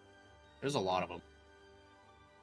Well, I just kept on looking at how, like, online, or, like, ways of beating the entire, like, battle tower, because that was pretty much the only thing I needed to do at that point. And every single person's team had a Tyranitar on it. Well, when I was doing the battle tower, one of the best Pokemon you can get is a Shell Smash Cloyster with a Focus Sash. Yep. And then you can spam Surfer Ice. Yep, that's what my team. That's what my team started with. Or I guess you could use Skill Link Icicle Sphere. No, that's ridiculous. Hey, the Skill Link Icicle Sphere is technically stronger than Ice. I tried for a very, very long time with the all offensive approach, using basically just the Cloyster, and then a mixture of lots and lots of different attackers, including Infernape, Azelf, one of the Latioses, whatever the attacking one is, I can't remember. Latios? Sure, one of them. Sure. I don't remember which one's a good attacker and which one's not. So I just use so many different attacking Pokemon, and it just I couldn't do it. Eventually, I watched another person's video and basically just duplicated what they did. Obviously, not all of the battles were the same, but I duplicated their strategy, like held items and all of that. Yeah, I think I also used a Dragonite too, if I recall correctly. I remember whatever team I had, I was able to consistently get 21 battles in a row. I tried the Dragonite, the one that takes half damage for your first attack. Yeah. Yeah, I did that instead of Cloyster. Didn't work out very well. I don't exactly remember what my teams were, but I remember whatever team I used, I was able to consistently get 21 wins in a row to fight the Frontier Brain the first time, because that gets you a lot of battle points.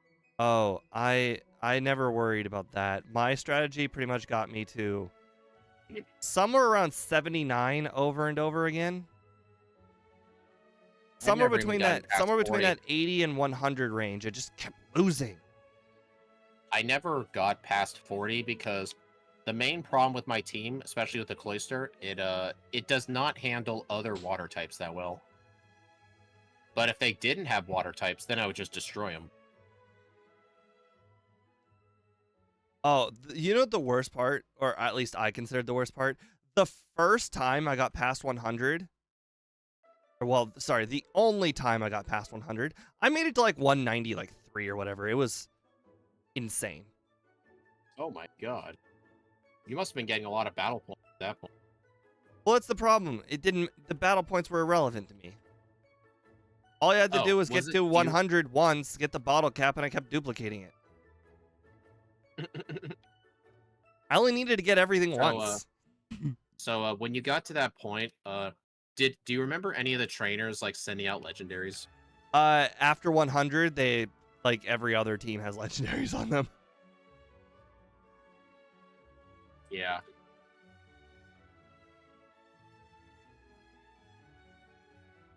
Okay, I need to use less slashes art. You know, I was watching one of Squidgy's videos this morning. He did a wheezing run, and I decided to watch it because I remembered how bad it was. He basically straight up refuses to use moves like Curse or Rest. He just bans those moves. So whenever he went to Red and he just kept like losing, he ended up leaving Mount Silver to train twice, and for some reason he would not do the Pokemon. He would just get one level off of trainers, then come back. And was timing himself? Yeah. That seems foolish.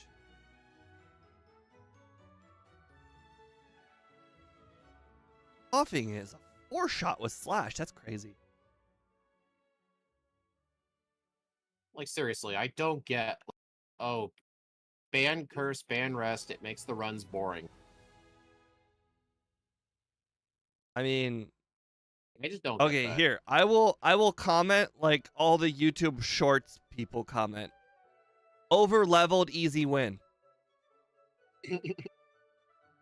Yeah, I mean, what's the alternative? Over-level, easy win? Exactly. Yeah, I mean, if you don't use the curse rest strat, you know, you pretty much have to do it over level. There's no other choice. Honestly, yeah, I agree with that. I mean, then again, like, not every Pokemon can, like, utilize, like, the curse strat properly. Like, some Pokemon just don't have the speed or the bulk to do it. I agree, like, I remember... but most of those are first stage Pokemon.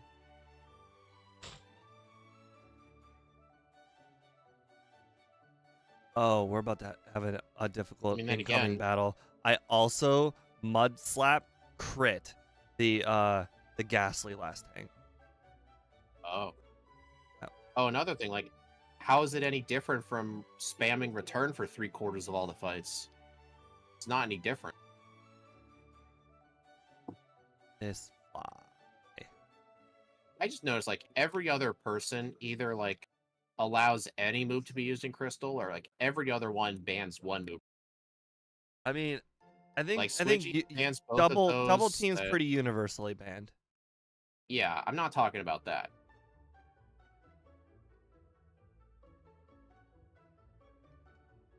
But, like, what I was talking about was, like, Squidgy bans, like, Curse and Rest. Matt bans only Curse. Ike just straight up hates the move Rest. He'll never use it if you put a gun at his head. He just will never use Rest. I mean, Scott doesn't really ban moves. The closest thing he does is, in first playthroughs, he bans Hidden Power. I'm thinking about restarting. What happened? I've used Mud Slap on turn 1. It hits Hypnosis. Then it spited all of my Mud Slaps away. 2 times. That's funny. Actually.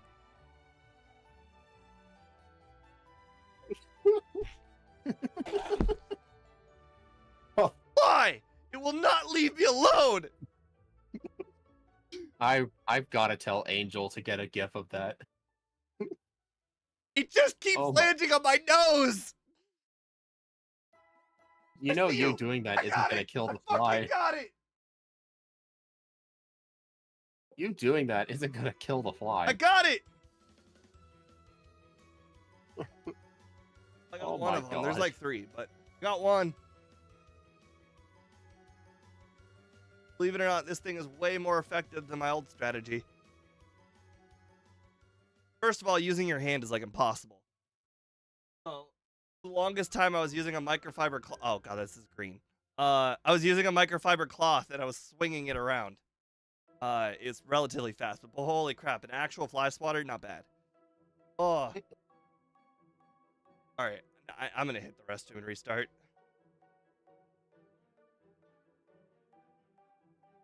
That was some funny.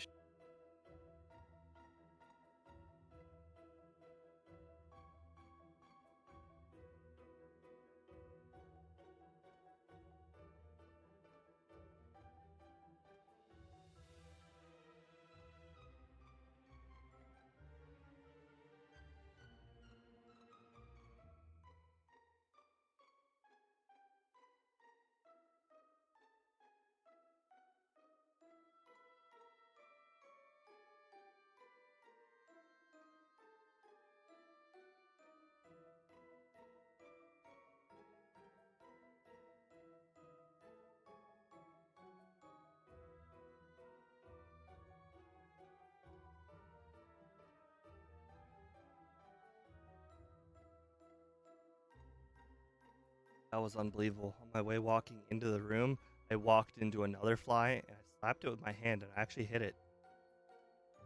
I actually felt it. So you know how many times I'd be at my job, like helping out customers, I'd see a little like fly just like flying around, and then I slap it, I clap it in the air and actually catch it. I've done it a couple times. Whenever I would do that, the cashier I was with would just make me wash my hands right away. I don't blame her. All right, do I get it? Are you gonna use the same nickname or do I get one? I'm gonna use the same one.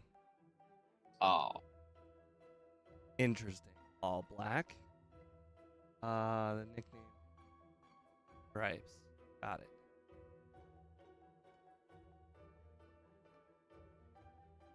yeah. When I looked up and saw you just swatting everywhere, I thought the ghastly killed you again. I mean, it may well have. May as well have.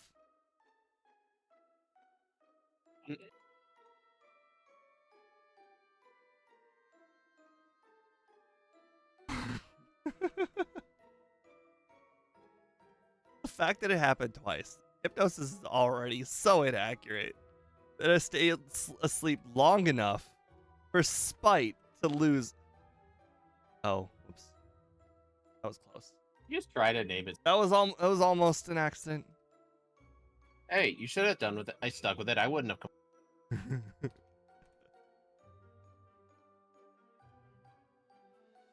Oh boy. Fuck. Alright. Slash.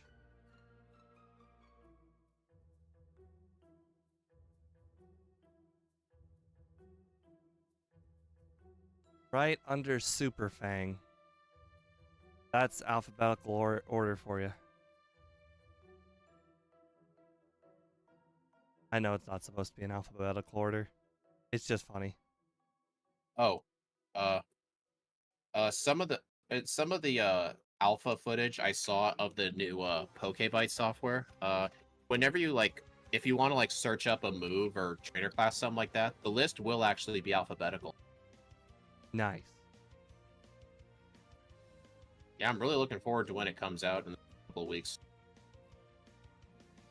Oh, how naive of you to think of something that Scott's coming out with and think it's gonna come out on time.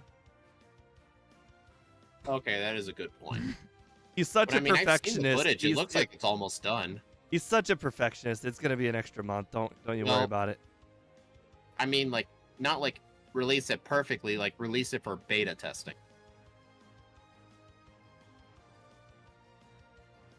By the way, I'm in that Discord. I checked. There has not been a word said in 3 months in there. When did they get together and do all this? I think Scott was working with this one person in the background for like close to 5 months. Well, it just saying like I looked in there. The last thing that they were discussing about this new game hook was what to Oh, name it.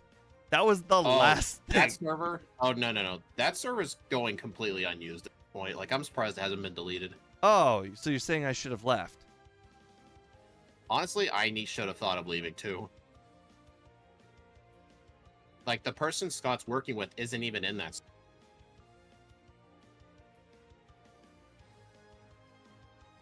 I wanted Professor Elm. I'll give it a good home. Will you really? It'll be a perfect HM slave. It probably learns cut.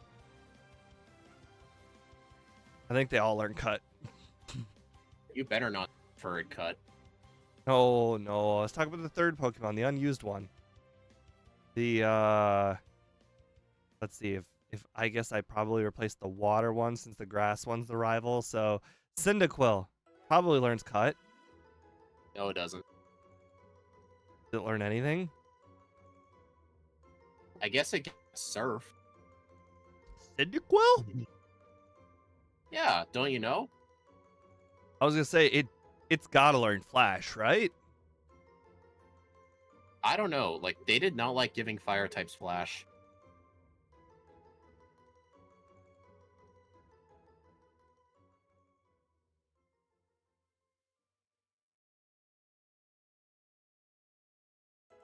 Alright, I probably should have did this a long time ago. This is my first time skipping that Pokemon Center altogether.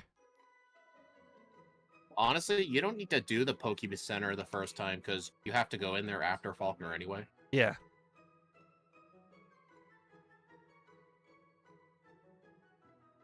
Always worried about the PP, but I keep forgetting Slash has got so much. It's got 20.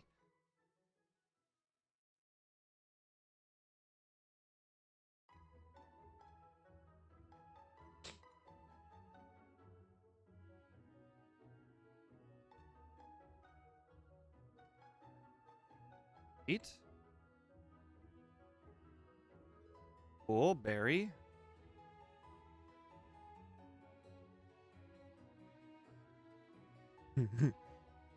Well, Krabby hits the ground really hard.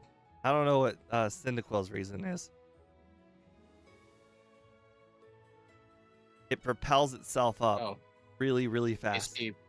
Remember how we discussed that Ponyta gives so much XP for a first stage? Yeah.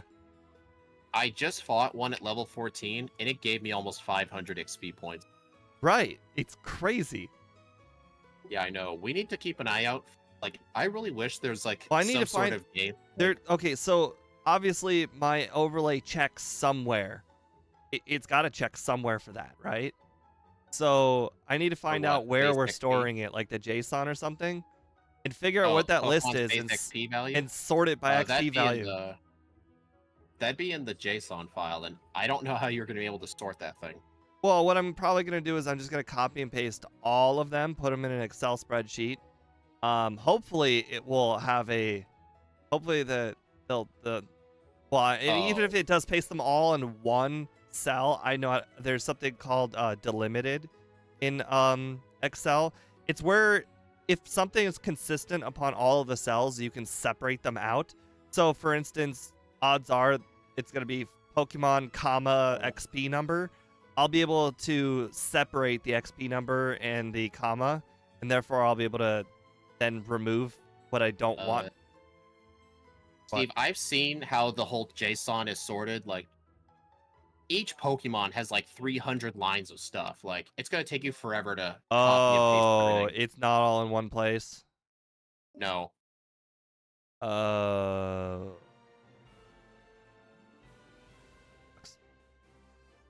Yeah, it's not like it's all in one little spot. XP groups, Geodude, Semonide. No, like, it's each in its own little thing. Okay. There might be a list of it on Bulbapedia. I really, really doubt that. I bet you there's a list on a different website.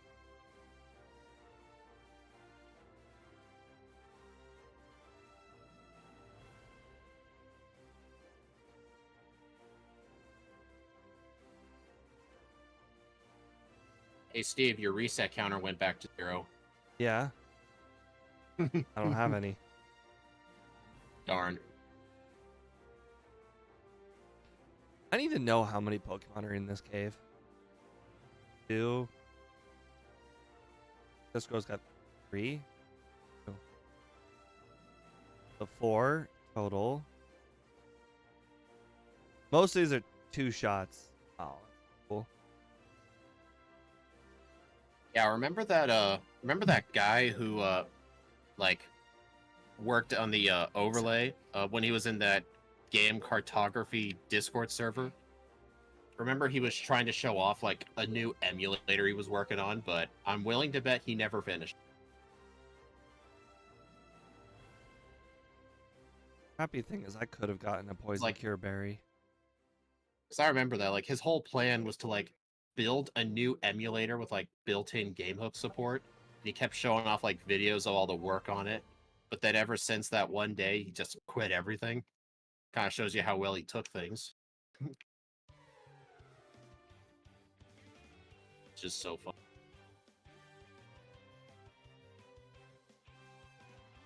There's another fly that's taunting. This one's not landing on my nose. This one's landing on my arms. If it lands on your nose again, are you going to freak out and start a new run? No, I'm a lot more calm than I was back then. The ancient days of 10 minutes ago. Exactly. The long, long ago. And before times. I was about to say, what would you call that? The before times? Yeah, it's a South Park thing. There's an episode where there's no parents anymore. Oh, I've seen that one. Yeah. I've seen that one, yeah. The before time. Last week, before all of our parents molested us. Yeah, isn't that the episode where, like, they all called CPS on all of their parents? Yeah, yeah. Oh, God, that was awesome. They had to sacrifice a person to John Elway, otherwise they weren't going to live the next day. Kenny was first.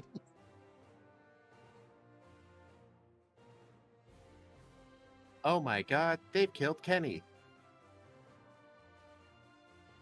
You bastards. Come on, you're supposed to finish that. There you go. All right. The moment of truth. They quit doing that after season 8, I believe. Well, they quit doing it because they gave Kenny an actual backstory on why he kept on dying. Yeah, plus there was that, I think there was like a whole like 10 episode streak where he was just permanently dead. And then he just all of a sudden just came back out of nowhere as if nothing happened. And then since then, like, he seems to like die like every like, they've reduced it to like 1 in 10 episodes or something. It's no longer like every single episode. Well, they don't really have very many episodes in general anymore. Oh, I'm still thinking of their older seasons when they had like 12, 15 per season. Oh, I already have a Bellsprout. I know their newer ones don't have much. They've gone the way of every other show. Hate it. I miss the days of 22 episode seasons. You know, speaking of long seasons, I decided to. I never really watched it seriously as a kid, so on Cartoon Network, have you ever watched Regular Show? No. Oh, after my time. I've seen a few episodes of it when I was younger, but I never really seriously watched it. But the whole series is on HBO, so I decided to watch it. See, I'm not kidding. Like, each episode's like usually 10 minutes on average. They're pretty short episodes. Season 3 has 42 episodes. Jarian, I skipped Swift because I already have Slash as my egg move. Don't ask me how it gets Slash as an egg move. It just does. Hey, it's not a real egg move list if it doesn't have reversal or flail. All right. Oh yeah. It gets both of those. Basically, all of its egg moves are horrifically bad except for Slash. It was a real no-brainer. Right.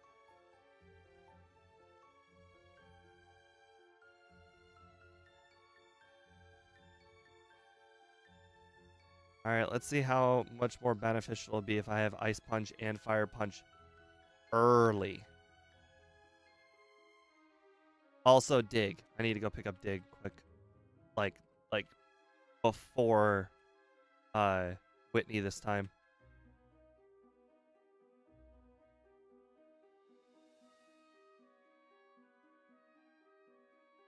Last time I picked up all that stuff later because I didn't have the money and then I didn't have the friendship at the time. So I basically pushed it all off until after Chuck. But now I have all of them.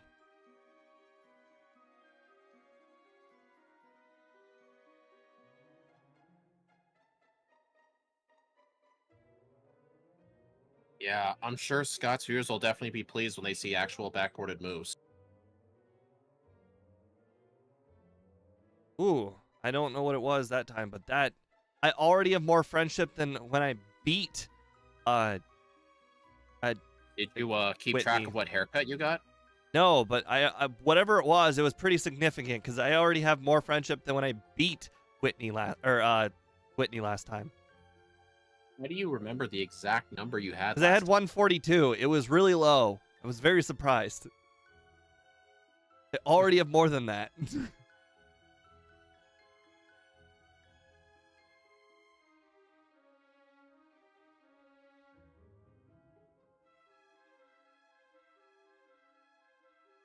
Yes. Yes. No. Yes. No. Remembered 3 yeses this time. Crap. Oh, wait. I have the money. I don't know how I have the money, but I have it.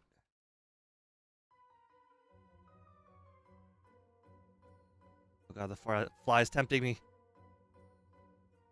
Right in front of my face. It's got to be on. You have to be able to see it. It was so obvious. I'm not even.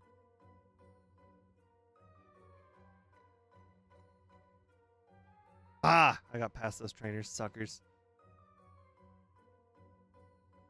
The claw.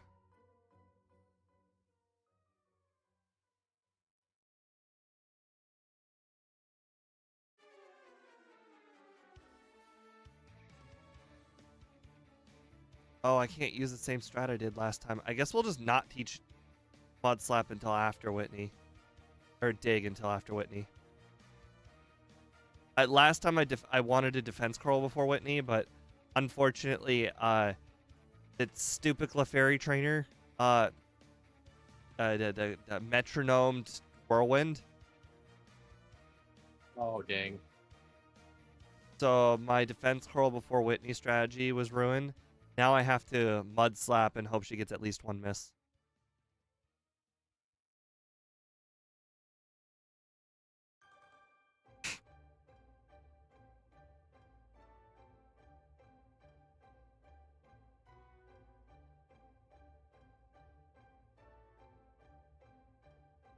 On the bright side, I got rid of this stupid Clefairy right out of the way, and it got me the damage rounding threshold. Miltank's faster than me? Wow. Guess I was a higher level last time than me. Also, I did not get a single Quick Claw. Not that it mattered. But I did use Quick Claw, reset the run. Well, the thing is, I used 2 Mud Slaps, and it didn't miss a single rollout. I mean, rollout's already 90% accurate. You think it would have missed 1.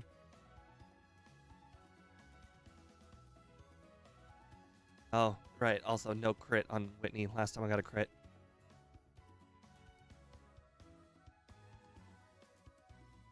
I think the flies recognize that I can't do anything about it because it is full force annoying me. Steve's ultimate rival, the fly.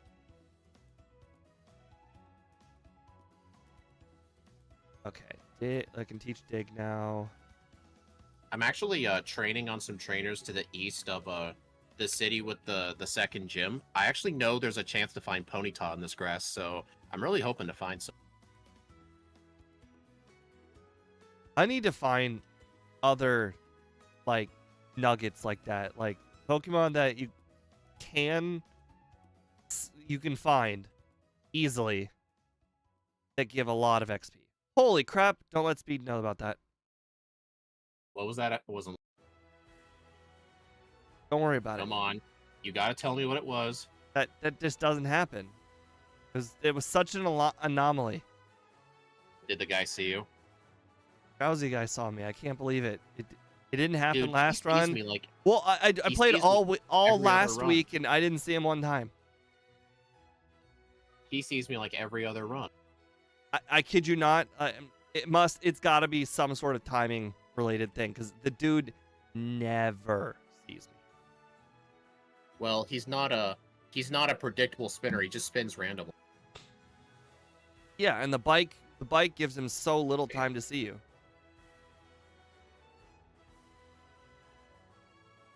Come on, give me a pony top.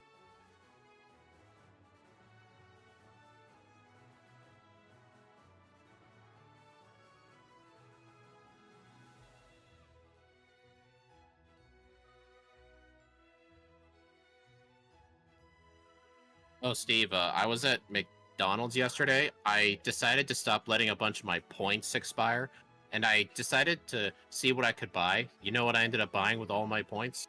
Big Mac? A singular ice cream. With all your points? Apparently, points are not worth as much as I thought they were.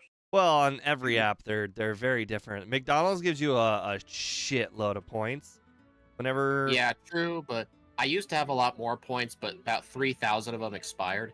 I think if I had still had all those points, I probably would have had enough for a Big Mac, but Burger King I only had like 1,800 points. Like Burger King and Wendy's give you significantly less points than McDonald's. The ice cream is pretty good, though.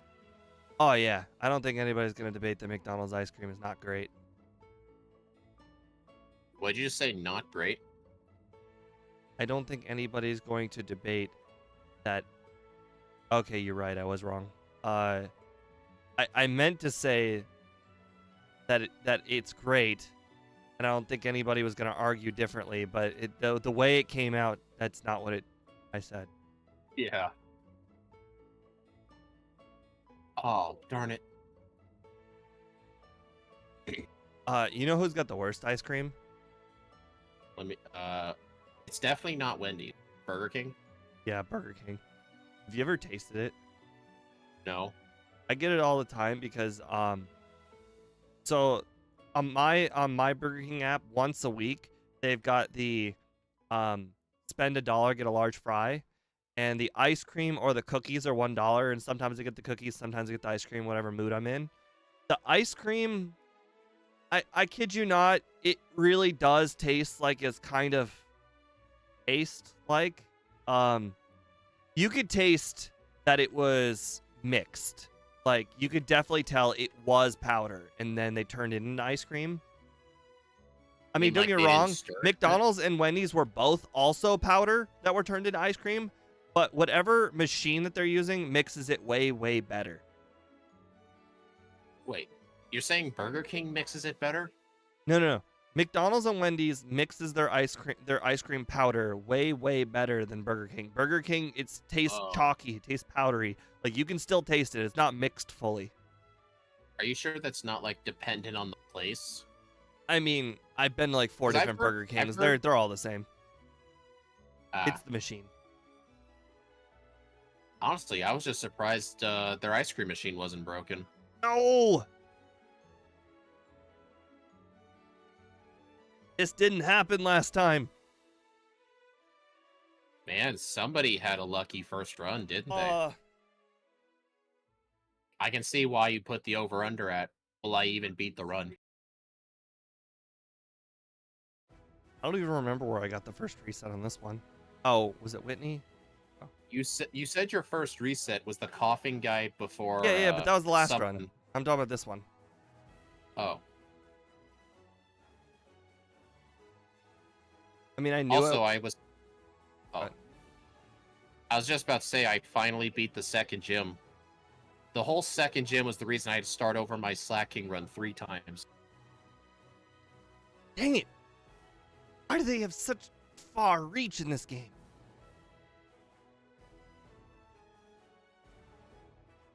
Yeah, when I introduce the backported Pokemon we'll be doing to Ska, like when we start that stream, uh, I'll talk about like the moves being backported and stuff, what they do, Mm-hmm. and I'm also gonna tell them like, cause some bunch of them will remember the red and blue ones.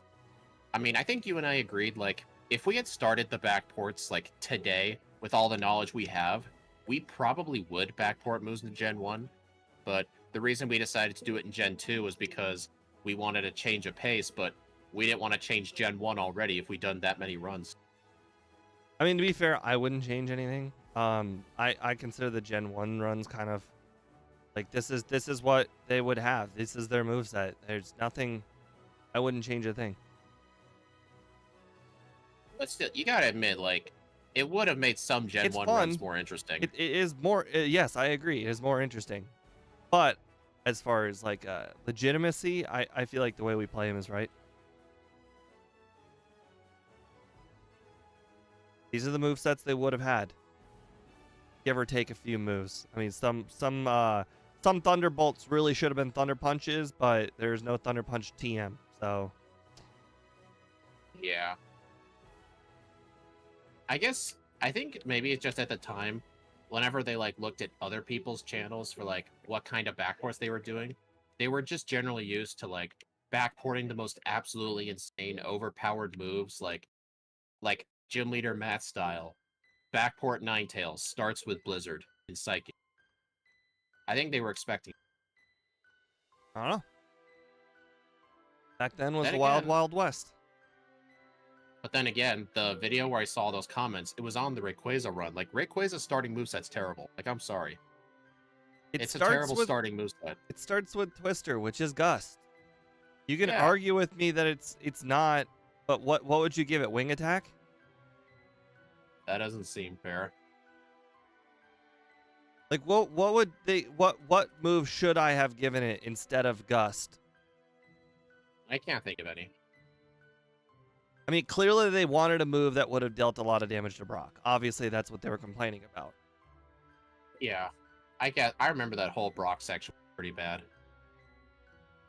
Dang it.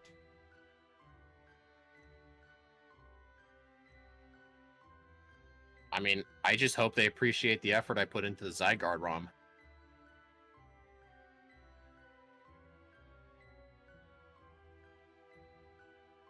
It's not easy backporting a ground type move to hit flying type, but one specific move only.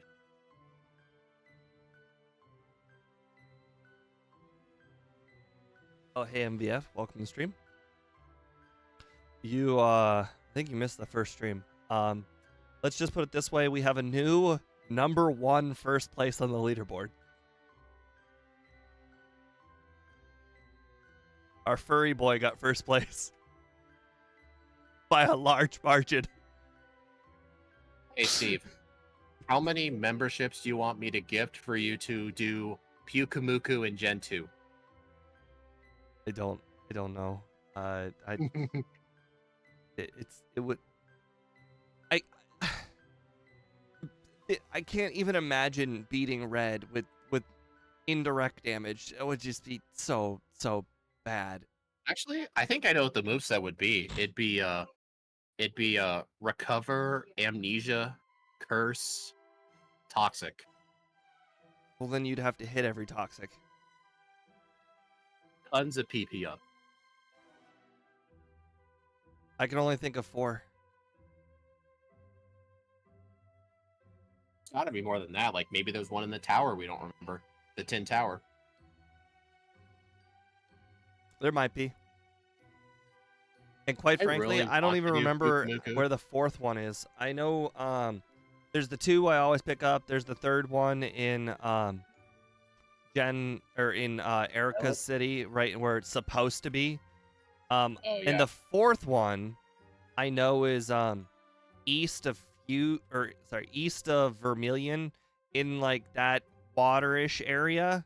I don't know where exactly in that area, but I know it's over there. Yeah, I know where that is.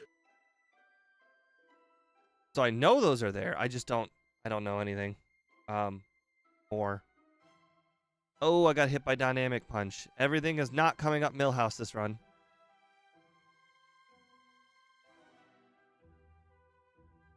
Who's Millhouse? Oh, that's I'm kidding. just a thing I'm people say. kidding. I'm kidding. I don't remember the situation oh, that was right, okay. I don't remember the situation on why Millhouse said everything came up Millhouse. All I know is it's a thing.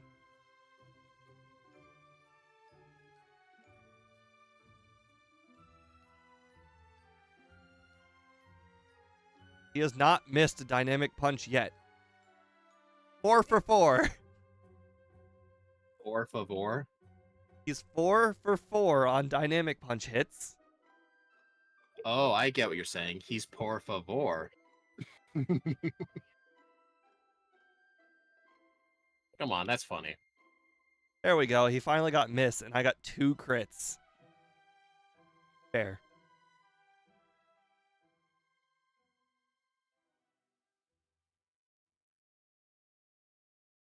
Okay, so this was the last part of the run where we need Flash. I mean, for the most part, we basically just needed the high crit rate. Otherwise, return was better.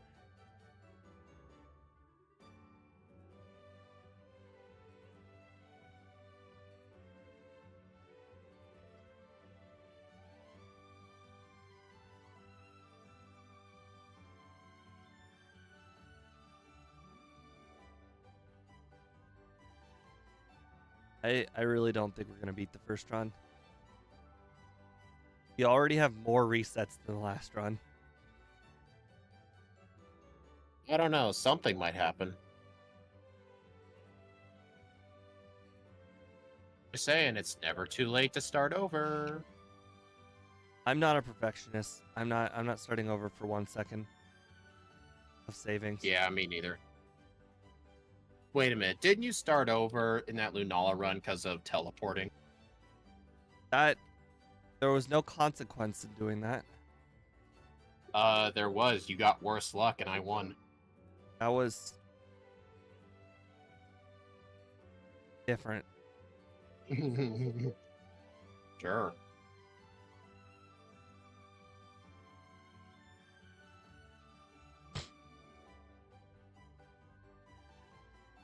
This will be embarrassing if I get knocked out by a rocket.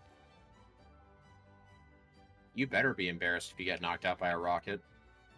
I mean, I've got 16 HP. And I've got 3 battles until the Lance heal. But I am using all 100% accurate moves.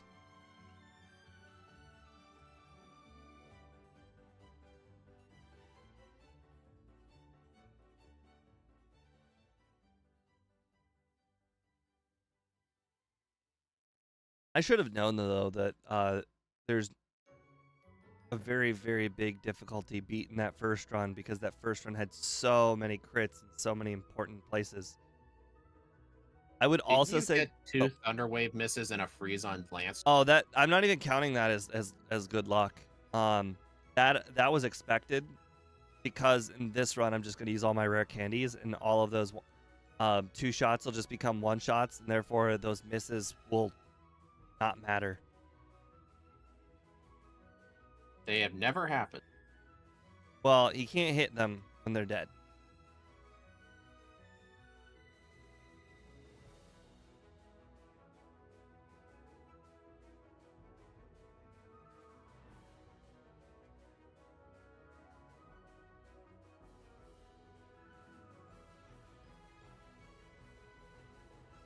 So I figured out a new strategy for remembering how to talk to these the rocket passwords.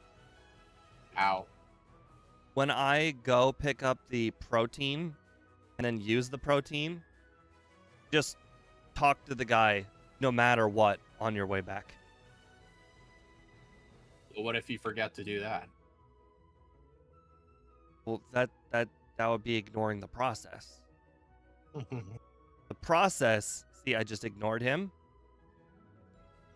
I talked to the bookcase and then I talked to him. You know, what you're basically saying is how not to forget to talk to him. Step 1, talk to him. No. The first step is forget to talk to him. Go pick up the protein, then talk to him. But what if you're doing a run where you don't need protein? There's no such thing. Houndoom. There's still no such thing. So Every you would every get a- run, So if you were doing Alakazam, get a protein. every run, I will be able to pick up the protein. And since it is part of the memory process of making sure that I get the passwords, I will just do it, whether the Pokemon needs it or not.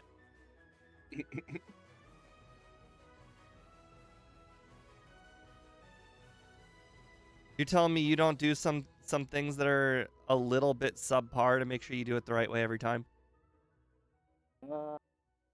Good question. I don't know.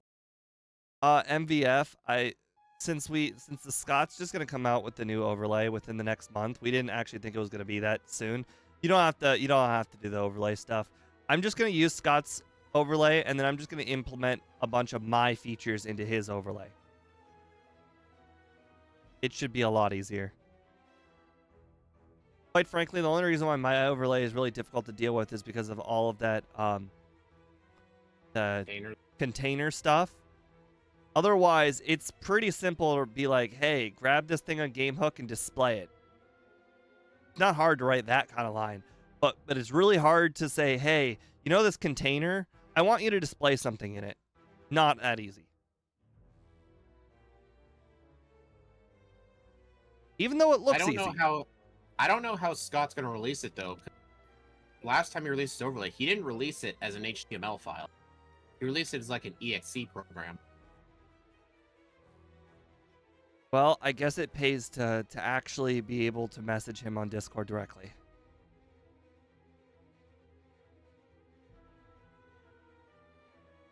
Then again, I know that he's got a lot of, what are they called? Like computer-related checks, like you know, they check folders, and obviously I'm not gonna have the same folders as him. I think it should all be downloaded. Like last time I downloaded it, I don't have it anymore, but I remember downloading it. It had like its own little local folder and like had a bunch of JSON files in it.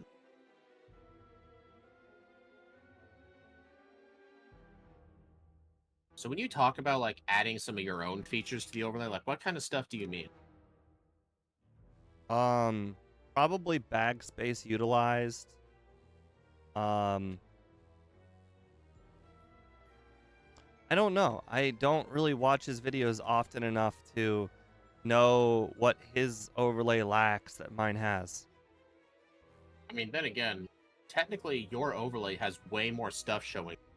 Right. Honestly, I thought you were only base going to XP use and his regular overlay. base XP and XP yield. I don't think his do that. No. His overlay doesn't show like wild Pokemon you encounter. They only show like the trainers. Like when he encounters a trainer, like their whole team just pops up. You can like see all their moves in like one little area. Oh, I guess I should have prefaced all of this with I plan on getting rid of the moveset off of his. Dude, I don't who are need you it. going to have to do all that work? Okay, but it's always going to be wrong.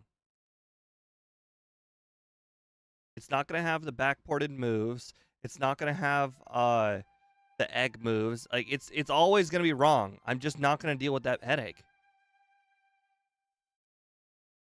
Well, what I'm saying is, are you going to have to make all those changes yourself? Well, yeah. A lot easier to edit something that already exists than to edit something from scratch. Your overlay would beg to differ. I didn't make this. I know. You saw my old overlay, right? Yeah. I was constantly able to add new stuff to my old overlay. Well, what I was saying is, like, when I was constantly helping you with the overlay you're using right now, both of us kept talking about how it would be just straight up easier if all of the layouts weren't there beforehand. like containers and stuff. Like Yeah, it would have been. There were some moments where it would have been easier just to make a new overlay than to try and fix that mess. and we'll figure it out, or at least I'll figure it out. We'll see. I mean, we already did put a lot of work into that overlay, Yeah, that's like and you're just okay. Okay, first of all, this is like a person in a bad relationship where they stay together because they put so much effort into it, or they already have a kid in the relationship. If it's not working, it's not working. I'm not gonna hold that on to is a good something point. Yeah, when I know there's something better out there. I mean, as long as his stuff's not hard to edit, because what do you want to bet he uses containers too? Oh my god. I will imaginary slap him. Well, he would just say, "Well, I don't expect you to mess with it." I don't foresee any problems. Don't worry about it. Don't give it a second I thought. don't think so. Like, it already has most of everything you need, and Right. you I'm know what's only kind of adding a funny? few things. Like I said, I'm just saying, the you know whole what's kind of funny is dang it, I forgot what I was gonna say. the right side of my overlay, essentially I want it to not be the moveset, and I want it to be the stuff that displays on my right side of the overlay. Oh, Because I personally think that you could figure out the moveset by going to the beginning of the stream and then using that. I don't think it needs to be displayed the whole time.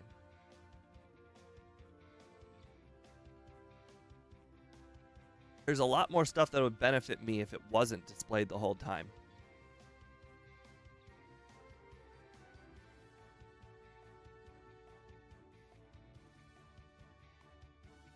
Oh, interesting. Sneasel's got less defense than special defense. I did not know that.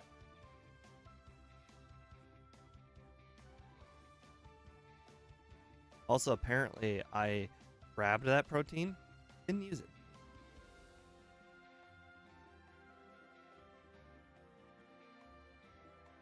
I wouldn't have known that if I didn't look at my overlay.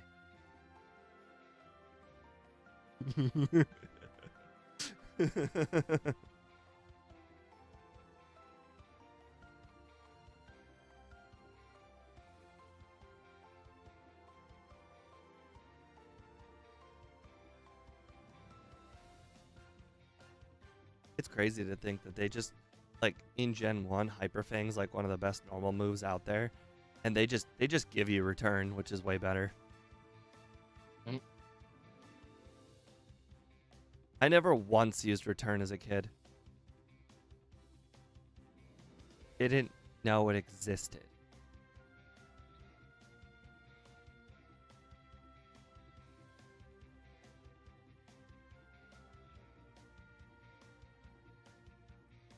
I'm willing to bet a lot of people who watch these videos don't know that return exists. to be fair, I didn't. I mean, it's like knowing, you know, what day of the week the trainer, that one person gives away magnets. Like, it's not common knowledge.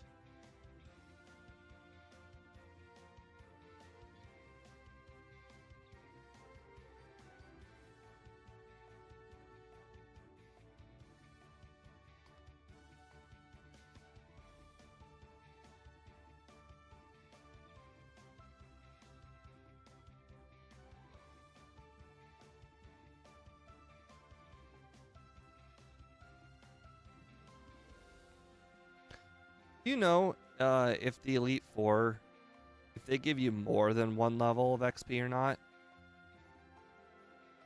Like, for I don't know. instance, in Gen 1, all of the Elite Four members give you like 90% of a level, but not a full level. I do not remember. I'm just trying to think that once I get to the Elite Four, if I should rare candy before Will or not.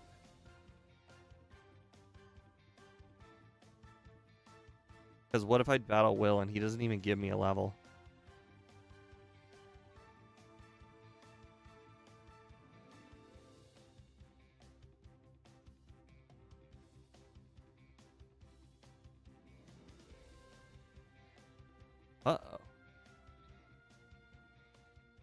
that's embarrassing.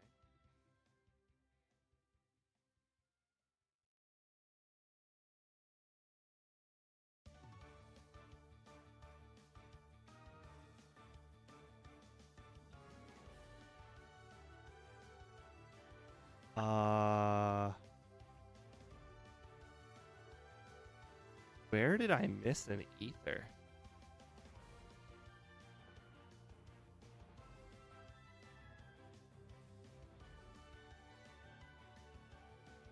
Clearly missed one ether somewhere.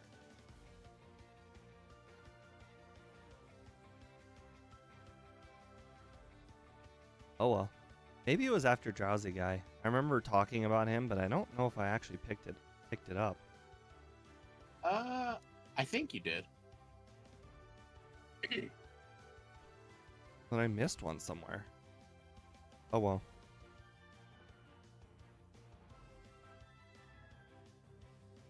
I do have one interesting question.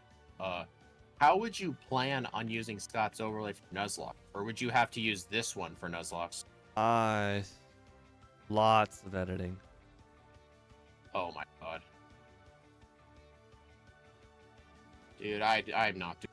Yeah, I'll have to use this one for Nuzlocke, I would imagine. Quite frankly, I just need to see how easy you wrote everything. If it's easy to edit, then it really doesn't matter, then it won't be hard. Depends on how hard it is. Dude, critical hit.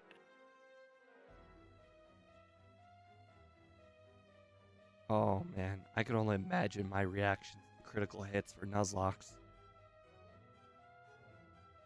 Hey, just be glad you're not doing a gen where sturdy is a thing. Like, you fight a wild graveler, it lives on 1 HP and uses self. Why would I fight a wild graveler? Well, sometimes you might be in a hard Nuzlocke where, like, fighting higher level trainers might be too risky. Like, especially if you're losing a weaker I think you're not understanding the roles I'm gonna have in my Nuzlocke. Right. I'm gonna have unlimited if rare you're not candies. hacking rare candy. The run's gotta have time limits. I'm not gonna make the runs exceptionally long. Oh my god. The hard part will be if I used my rare candies early and now a Pokemon is disqualified from battle. There will be like oh, maybe I should only use 2 candies here instead of the full 3 because I will probably gain 1 level from here to the gym leader. I mean, what the rule is with level caps, you can be that level going into the gym leader. If you level up during the fight, it's okay. Yeah. But I'm saying, what if I enter like let's say I do all my rare candies right now, and then oh no, after battling the 3 Dratini's, battling the next trainer with the Seadra Dratini, and then after battling the following trainer with the Horsey Dratini, no Horsey Seadra, and then I level up right before for Claire. Now my Pokemon's disqualified. So like I'll have to like kind of have a good idea how many levels I can afford to train on the way to those battles. I mean, the Pokemon wouldn't be disqualified. You just couldn't use it for that gym. Yeah, disqualified for that gym. Oh. What else does it mean? The way you said it, you're like disqualified from the run. No, that gym.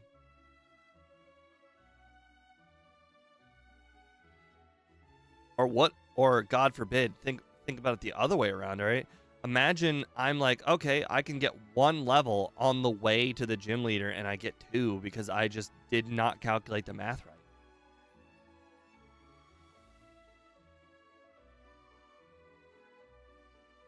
Oh, hey, Stormy Blooks. Welcome to the stream. The first run was literally insane. We beat it candyless, and we got first place on our leaderboard by 3 whole minutes without a candy. He cheated. His Furret got tons of Ice Punch freezes. No, that's cheating. my Furret got so much slash luck. It was literally insane. I kid you not. I got 5 crit slashes in 1, 2, 3, 4, 5, 6, 7, 8, 9, and out of 10 Pokemon, I got 6 crit slashes in 10 Pokemon. Now, of course, there were some more. There was some like 2 slash usages. Those don't count. Hey, would you ever do a metronome only run in Gen 2? That is a really good question. You'd have a lot more bad moves. Well, I've already done it. Yeah, in Gen 1, do Gen 2. No. I've already done it as a kid. It wasn't only, but I pretty much would go with my my Togetic into every battle, start with 10 metronomes, and then I just do what I do afterwards. Use your level 97 Typhlosion that you trained before Faulkner? I mean, yes, but that's besides the point.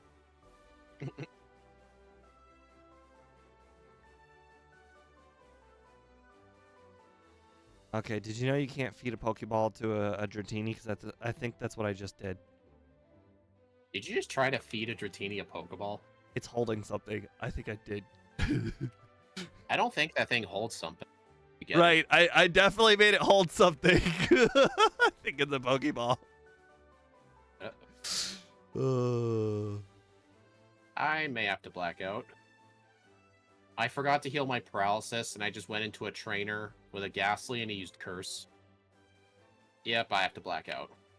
Furret is so good, Stormy Brooks. This is like it's not like when I'm obviously joking a little bit because it got first place, but the thing is it got first place mostly because the runs that it beat all didn't use the bike, but a Pokemon that gets first place on the leaderboard is still good.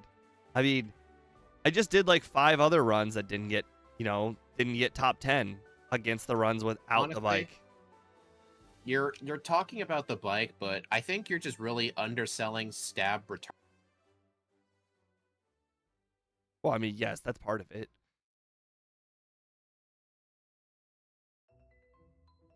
Stab return is pretty insane. But look at Draftrig last week. Draftrig got like 20 something on my leaderboard. Furret got first. That's well, the punches out now. Yes, I think that might be one of the biggest contributors though is the punches. Any Pokemon that gets all the coverage of the punches usually have a pretty easy time with the game. So, when do you think you'll redo Mew? The world may never know. Hey, you talked about wanting to do it. Yeah, I know. Just because I talk about it does not mean it will happen. Right? Why is it that all of a sudden this girl just has the eyesight of the gods? She saw me last run too. I mean, I understand she's like a 50-50 trainer. Like, you don't battle her every run, but you battle her a lot. But, Spinner, cool trainer Joyce. It's just the one with the Pikachu and the Blastoise. Yeah. I've memorized the names of some of the most annoying spinners. Joyce, Douglas in the gym, Hiker Anthony. I mean, those are like the annoying ones. There's lots of spinners, but some are just more annoying than.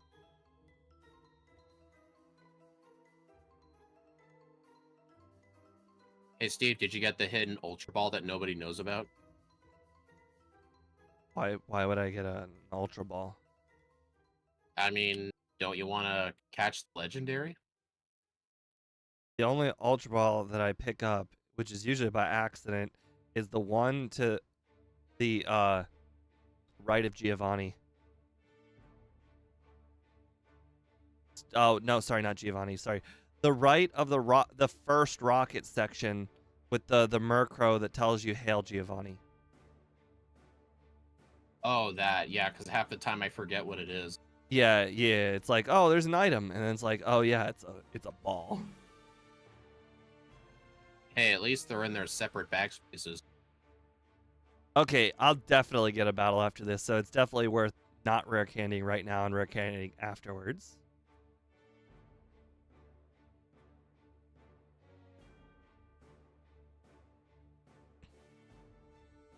Oh. Oh. I do not have the pink bow on. Do you even remember to get it? Yeah, I got it. I looked at Game Hook. I have it. Oh, one thing I was gonna say, I find it kind of funny how you wanted to add like the bag space number on the overlay, but you always have the items pinned to your game. It's a more it's like for everybody else kind of thing. Makes sense. I've conditioned myself to look up. I'm not gonna forget to do it.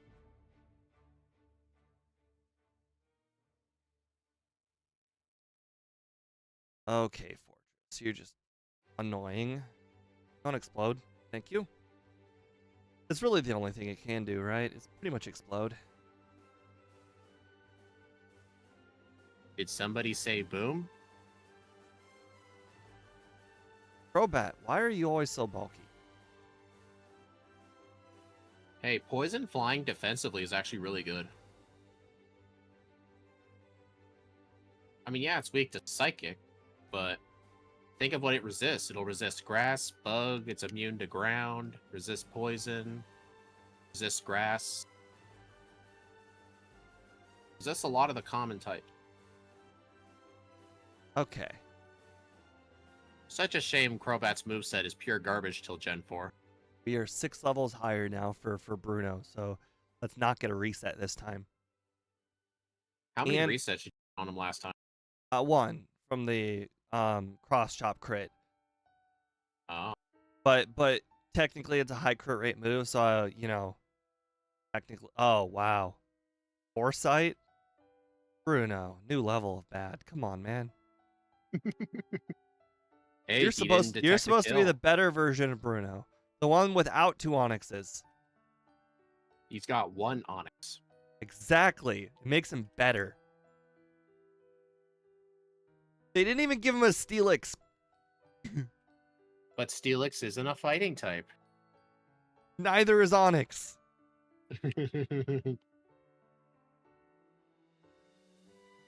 Okay, we got past the worst 2 Pokemon on the team, so we should be good now, right? Yeah, there we go. We one-shot the Gengar this time. Sweet. Wow, it's like Sand Attack never even happened. What Sand Attack? Exactly, what Sand Attack? I didn't miss the thing. Furret does not have sand in its eyes. Got keen eyes. I wish. Dude, Keen Eye is such a good ability. It's awesome. I don't know what you're talking about. Oh, you were talking. You said Keen Eyes. There's an ability called Keen Eye that makes you immune to Sand Attack. That was not intentional at all. That wasn't. That was not. I had absolutely no idea. Yeah, you were talking about. I knew. This Okay, thing has so keen here's eyes. the thing. I knew of the existence of the move or of the ability Keen Eyes. That's why I said it, because obviously that's a weird thing to say. But I didn't know what it did. I didn't know that what I said was relevant. Oh, that's hilarious. Oh, this dragon's got a miss. Damn it. I've been poisoned. Oh no. I didn't grab the paralysis cure bear. I didn't think I needed it. Alright. 1 amnesia on the Gyarados because it was a one-shot. I think this just Dragonite's a range. Okay, that was a crit. I got a blackout again. Okay, that is a range. The Dragonite is a range with 6 rare candies. Dude, when you're using a Pokemon where every other turn it does nothing, you're gonna get a lot of blackouts. Hey, I'm cheating again. I just got 2 crits in a row on Aerodactyl and Charizard. Let me guess, were you using Ice Punch? No. Well, Ice Punch on Aerodactyl, return on Charizard.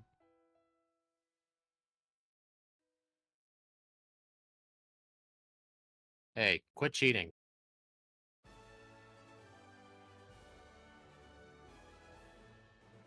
Oh, holy crap. Uh, we have to beat all of Kanto in less than 19 minutes? I'm not sure I can do that. You'll need to remember the Lavender Town skip thing. Don't have Flash. No, it's like just go to Lavender, then like have it on your map. Oh, yeah, I do that every time. Now.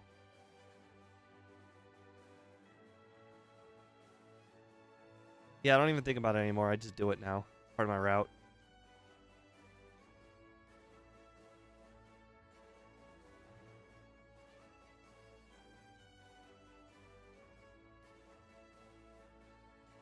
Ah, boy. I wish I kind of timed myself to see what my average in Kanto is. All I know is Kanto is around 20 minutes, but I don't actually know how long it takes.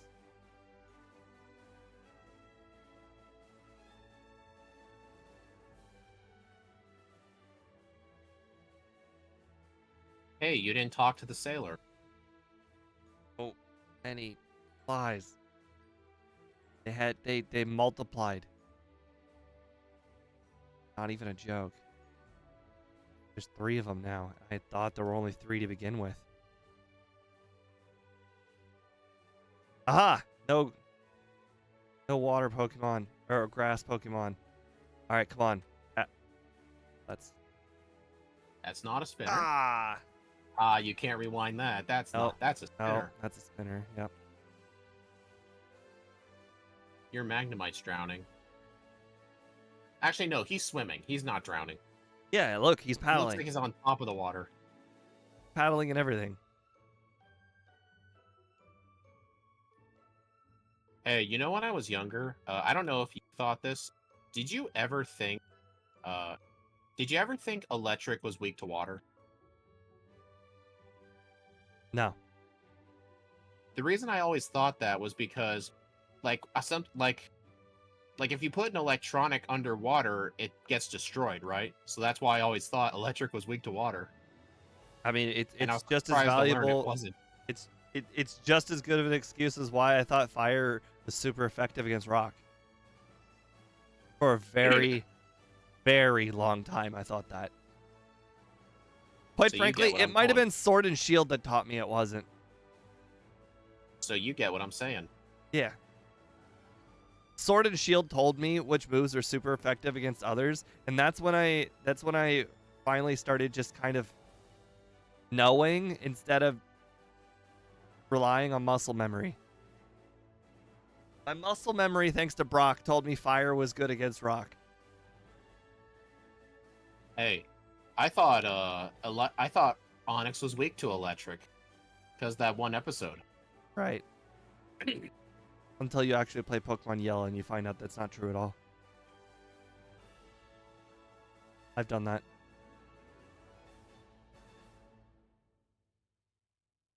It's just mandatory. You must train your Pikachu to 20. It's just you can't you have to. It's the rules. You don't catch an Nidoran. What I did. You just get your Pikachu to 20 where it gets like the best Pikachu move in the game, Slam. And then it will Pikachu move. Yeah, I gave it a category. It's the best Pikachu move in the game. You told me Slam was the best move in Gen 1. And you know what? My moveset as a kid consisted of the main 2 moves of Thunder and Slam. Those were the main 2 attacking moves. Did you actually keep Slam for like most of the game? What do you mean? Actually, it was actually a move that actually dealt with Pokemon that resisted electricity. Yes, 100%. You didn't? I think what I did for Brock, I actually I didn't know about like the whole catching Nidoran thing. I actually trained the Pikachu up until it got double team, and then I stacked double teams and spammed quick attack. It didn't have quick attack. I was pretty young when Pikachu learned quick attack. No, Slam's the first move that does damage against Brock's rocks. Are you sure?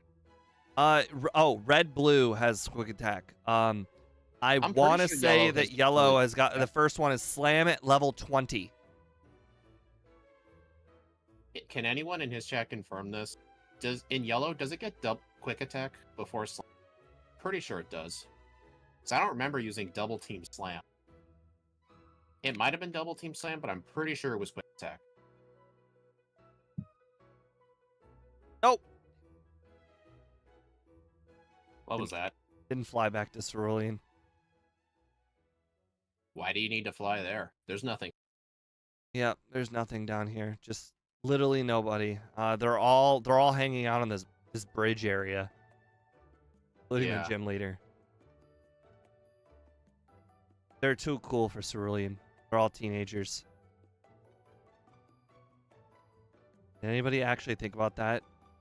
That this is basically their probably well. Do you think this is their makeout area? Bill, honestly, I mean they're all like teenagers. Do you think this is why Bill moved to Goldenrod? Because his front lawn is being taken over by the kids. The kids won't get off his lawn. The kids won't get off his lawn. I mean, they really are all. They are all basically junior traders at Lasses. I mean, your gloom is drowning. I want to say at the end, there's a guy who gives you a nugget. I don't think he's a teenager.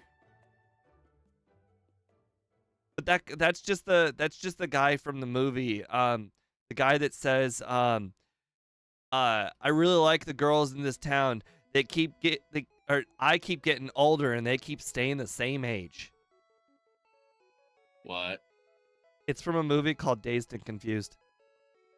Oh, never seen it. Think of the guy with the 80s porno stash, and then he says that line. Oh, okay. I can see that. I keep getting older and the girls keep staying the same age.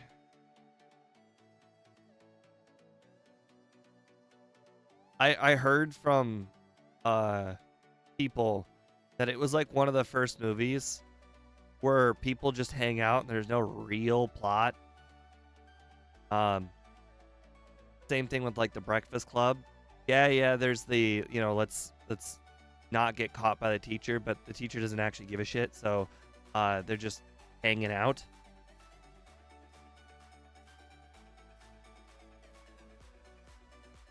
Okay, well, Boss KO has confirmed that it gets quick attack at 11, but clearly Kid Me didn't think that was good enough. And then repressed that memory altogether.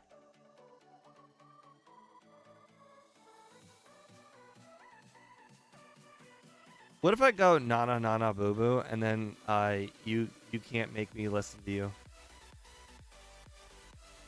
And then I can just always be right in bliss. Ignorant bliss. Pikachu's first You attack. can't always be right. Pikachu's first attacking move is clearly slam at level 20. You can't prove me But wrong. I thought its first attacking move was Thundershock. I invoke the meme.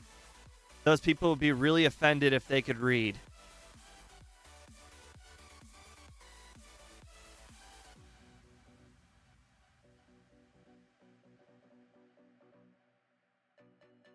The meme from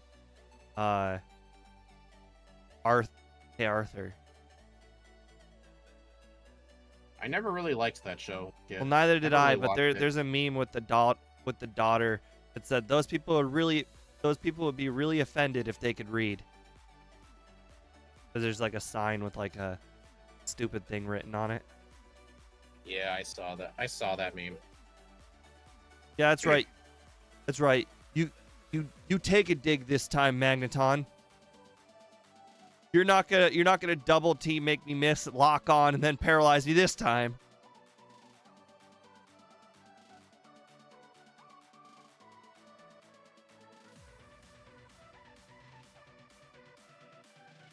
Dang, every gym leader's giving me resets. Okay, well, I guess I've just committed to no rare candies.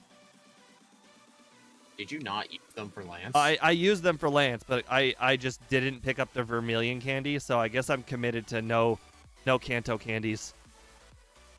There's only 2 Kanto candies.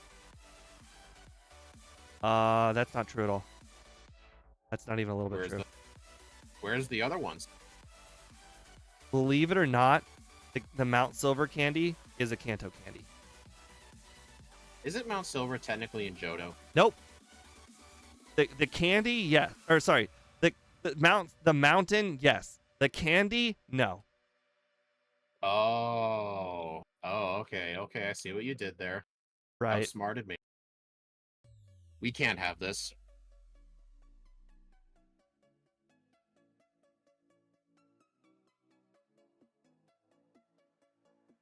That's right. I kept dig all this time for Macargo and Macargo only. In hindsight, that is very true. Because in just about every situation, return is more powerful than dig, even when dig is super effective. Except for Macargo.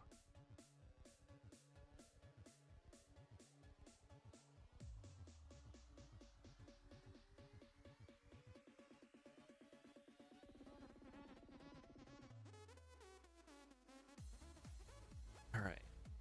Brock is after this. I just need Ice Punch and Dig mostly for Brock. So I'll have the PP. We're good.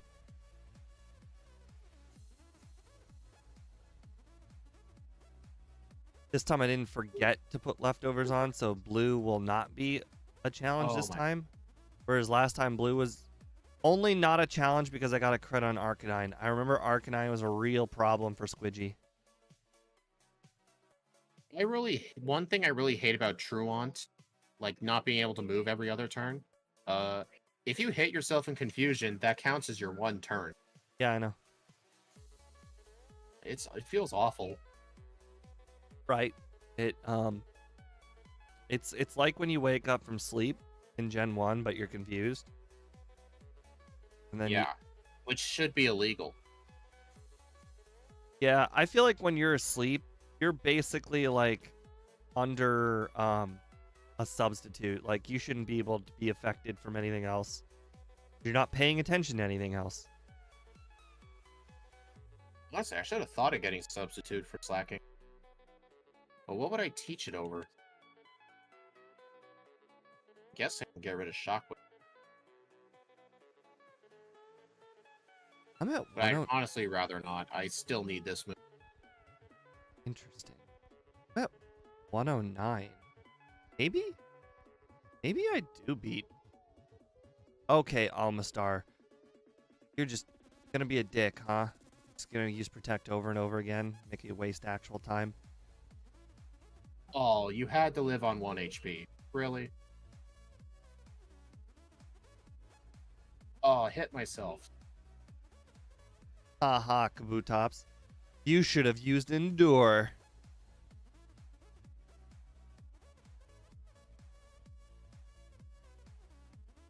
Hello, Spoogatti. Welcome to the stream. Dude, I only defeated the Gengar while confused and poisoned because it literally just kept spamming Spite. It wouldn't use any other move. So good AI. Well, the funny thing is, in the original Diamond and Pearl, the trainer AI wasn't coded properly. Almost every single trainer has Bruno level AI. But Bruno 2 is actually quite good. Gen 1 Bruno. Ah, that makes sense.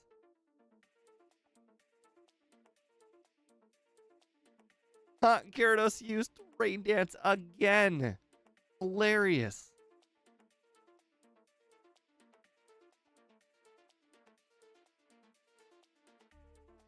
So in the last run that I had, Rhydon used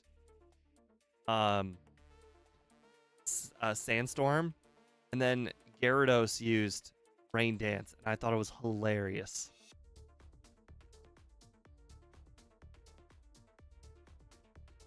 So talk to Oak, then go get Curse, and then we're good for business. We might actually beat the first run, although the time is really, really close. You'd have to like get red like probably first or second try to beat your run. Oh yeah, definitely a first try because I still have to go through the dark cave while it's dark and everything. Fly, Meridian. On the bright side, we don't have to pick up the candy. That's a time save.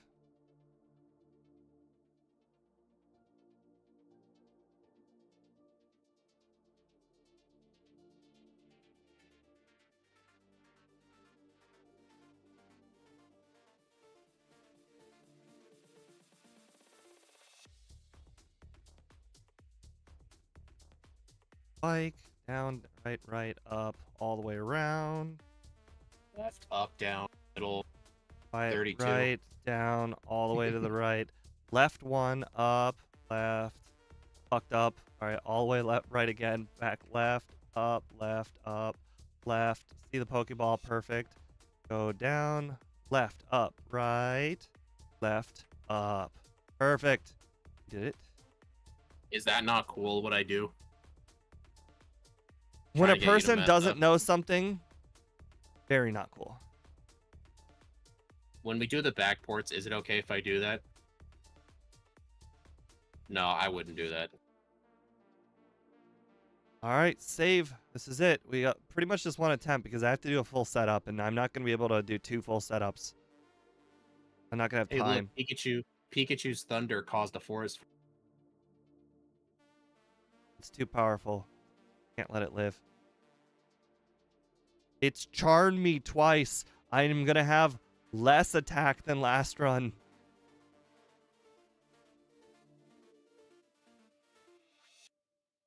Well, we're just going to have to go ahead and beat him with a +2.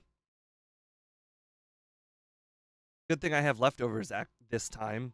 Forgot leftovers last time. All right, Heracross, good idea. Use Horn Attack on a normal type instead of Brick Break. Smart. Oh, that's why everything was taking so little damage. Got it. Reflect. Yep. Honestly, Reflect is like one of the few ways Red tries to balance out the curse strat. 1342. I beat it by a whole minute and a half. That was with more resets. Insanity. Furret. One of the most OP Pokemon in the game. Hey. Oh I think my God. Swidgy has Furret. You know the crazy thing is, even if you don't play with egg moves, the only difference between this run and a normal run is basically you have to rely on Scratch until you get Headbutt. That is the only difference, because I pretty much Slash gives you the crit chance, Headbutt gives you the flinch chance, which is way, way higher, which would actually make Chuck more consistent.